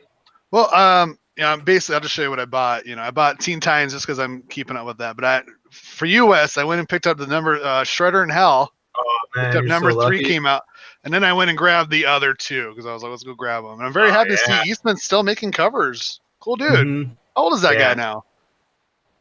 I don't know, but he just recently did an interview on Sweetcast. If you want to check out what he's up to, he is still pumping out work. I think that's in his turtle stuff. Isn't that great? Could you imagine one creator doing stuff like that all the time? He's pulling a Todd McFarlane. It's fucking great. And then I'm getting really close to having a complete volume 3 of GL, so I'm getting really, really excited. I'm up to 161, getting pretty fucking close, guys. Pretty happy. You have your checklist written down on paper, right? No, I have that app that Doc recommended. What's it called? CLZ. I want to say that. It's on my phone. Yeah, I have to buy it still. Yeah, CLZ Comics. It's like $15, but it's really helps. Really helps. I recommend it. Thanks, Doc, for that one. You're welcome. We got a happy user of the app. Oh boy, it made things so much easier, guys. It does. It's serious. I'm not even joking because I used to do mine on an Excel spreadsheet. I did it on paper first, then an Excel spreadsheet. Then I tried a couple of other ones, and I came across CLZ. Literally everyone I've recommended. They'll show every variant. So you'd be like, oh, I got this one, and oh god, it makes things so much easier. Yep. Which one do I got? Oh, it's on my phone. I have it right here. Thank God. No more. Where's that piece of paper I had laying around? Crap. Mm-hmm. It's probably necessary for anyone that has access to back issues. I don't really have that problem. Although I have ordered a couple books that I've got twice now. But if it ever gets too, because that's what I was getting a lot of repeat Invincibles. I was like, I already got this one. I'm not getting anywhere closer. I already bought the same one. Okay, I'm done. Finally, Pele, what are your recommendations? Okay, I'm going to go with the shop recommendation this week, which is Immortal Hulk. I know, yeah, Al, you. But anyway, beautiful Alex Ross covers. Story is still excellent, and good Lord, banging. But anyway, I have no idea what's going on. I'm just hearing smashing. Keep going, Bailey. Keep going. Sorry, that was me. Smashing of shit in the background. But anyway, definitely go read that. It's good. I know that people don't like Al, but I'm going to recommend it anyway. That's the recommendation of the store and mine this week. Good book. It's a good book. Awesome. It's a good book. Both of my recommendations this week are going to be Chip Zdarsky. Spider-Man Life Story number 3 came out. It's the 90s. It basically weaves in Secret Wars and Kraven's Last Hunt. It's a great book. The whole series is amazing. I think when it's over, it's going to replace Jeff Loeb and Tim Sale's Spider-Man Blue is the best introductory book to the character. Yep. That's just my opinion. It's excellent. The art by Mark Bagley is so good. And then also Daredevil number 5. It's great. Marco Cicchetto is the artist on that one. And I think he's doing great things with that book. You've got a little there's a couple of characters that show up and have some very interesting conversations with Daredevil this week, and absolutely worth the read. The whole series is. But in my opinion, Chip Zdarsky is the hottest writer in all of comics. So we got 3 Marvel recommendations. That's pretty impressive. I know. Marvel's Wow. Like, compared to 12 months Just ago. feels good to say that. Just feels good to say that. They're actually in a great place compared to where they were. They're trending the opposite way of DC right now. It's actually pretty sad. Yeah, they've gone up from shit to crap. So it's definitely an improvement. Mm-hmm. Also, I think I'm being facetious. It's true. It's true. Yeah, it's gotten way better. A lot of the main characters have improved. Even Amazing Spider-Man, Nick Spencer is really good as well. So Dave says, read Hawkman. End of thought says, don't read Marvel. Well, if I don't read Marvel, I'll have like 6 books to read. Right. I'm running out of DC stuff, and Valiant went away, so nothing. I got to expand my horizons. So, thank you to everyone who joined us. Thanks for everyone in the chats who contributed to the show. Liked all the conversation, the great points I brought up, and the questions for the panel. Had a great time. So, Doc, if people want to follow you, where can they find you? You can find me on Twitter, just at ScienceJesus. and you'll be able to catch me when I'm doing the next episode of the Extinction Agenda review with Ash at some point. You doing that on his channel, or? Yeah, we're doing it on his channel. I have no interest in building a channel right now. I'm just curious. So, but Ash on Comics, I think it's YouTube, right? Yeah, Ash on Comics, so. YouTube.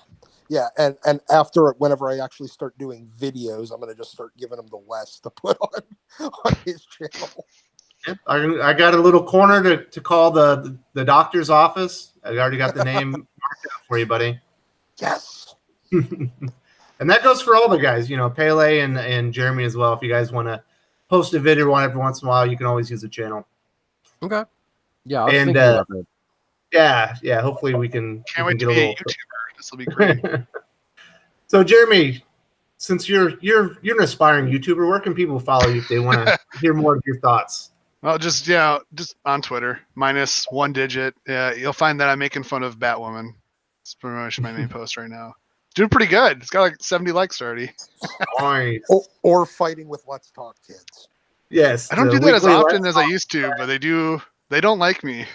Yeah, you got me called a misogynistic bigot. I didn't mean to. Sorry, man. All I did was go on there and make fun of you. I didn't even make fun of the guy that you were arguing with. Yeah, you're talking about Shelby putting me in the locker, and then apparently, what was really funny about that is they started saying that she was a bully, and they were attacking her that account. I'm like, she's gonna put me in the locker, dum dum. Yeah, they didn't get it. I was talking trash to you. They're so wrapped in their own fucking head. God damn. As long as yours is bigger than hers, it doesn't matter. That's all that matters, guys. Yeah. All right, Pele, where can people find you, buddy?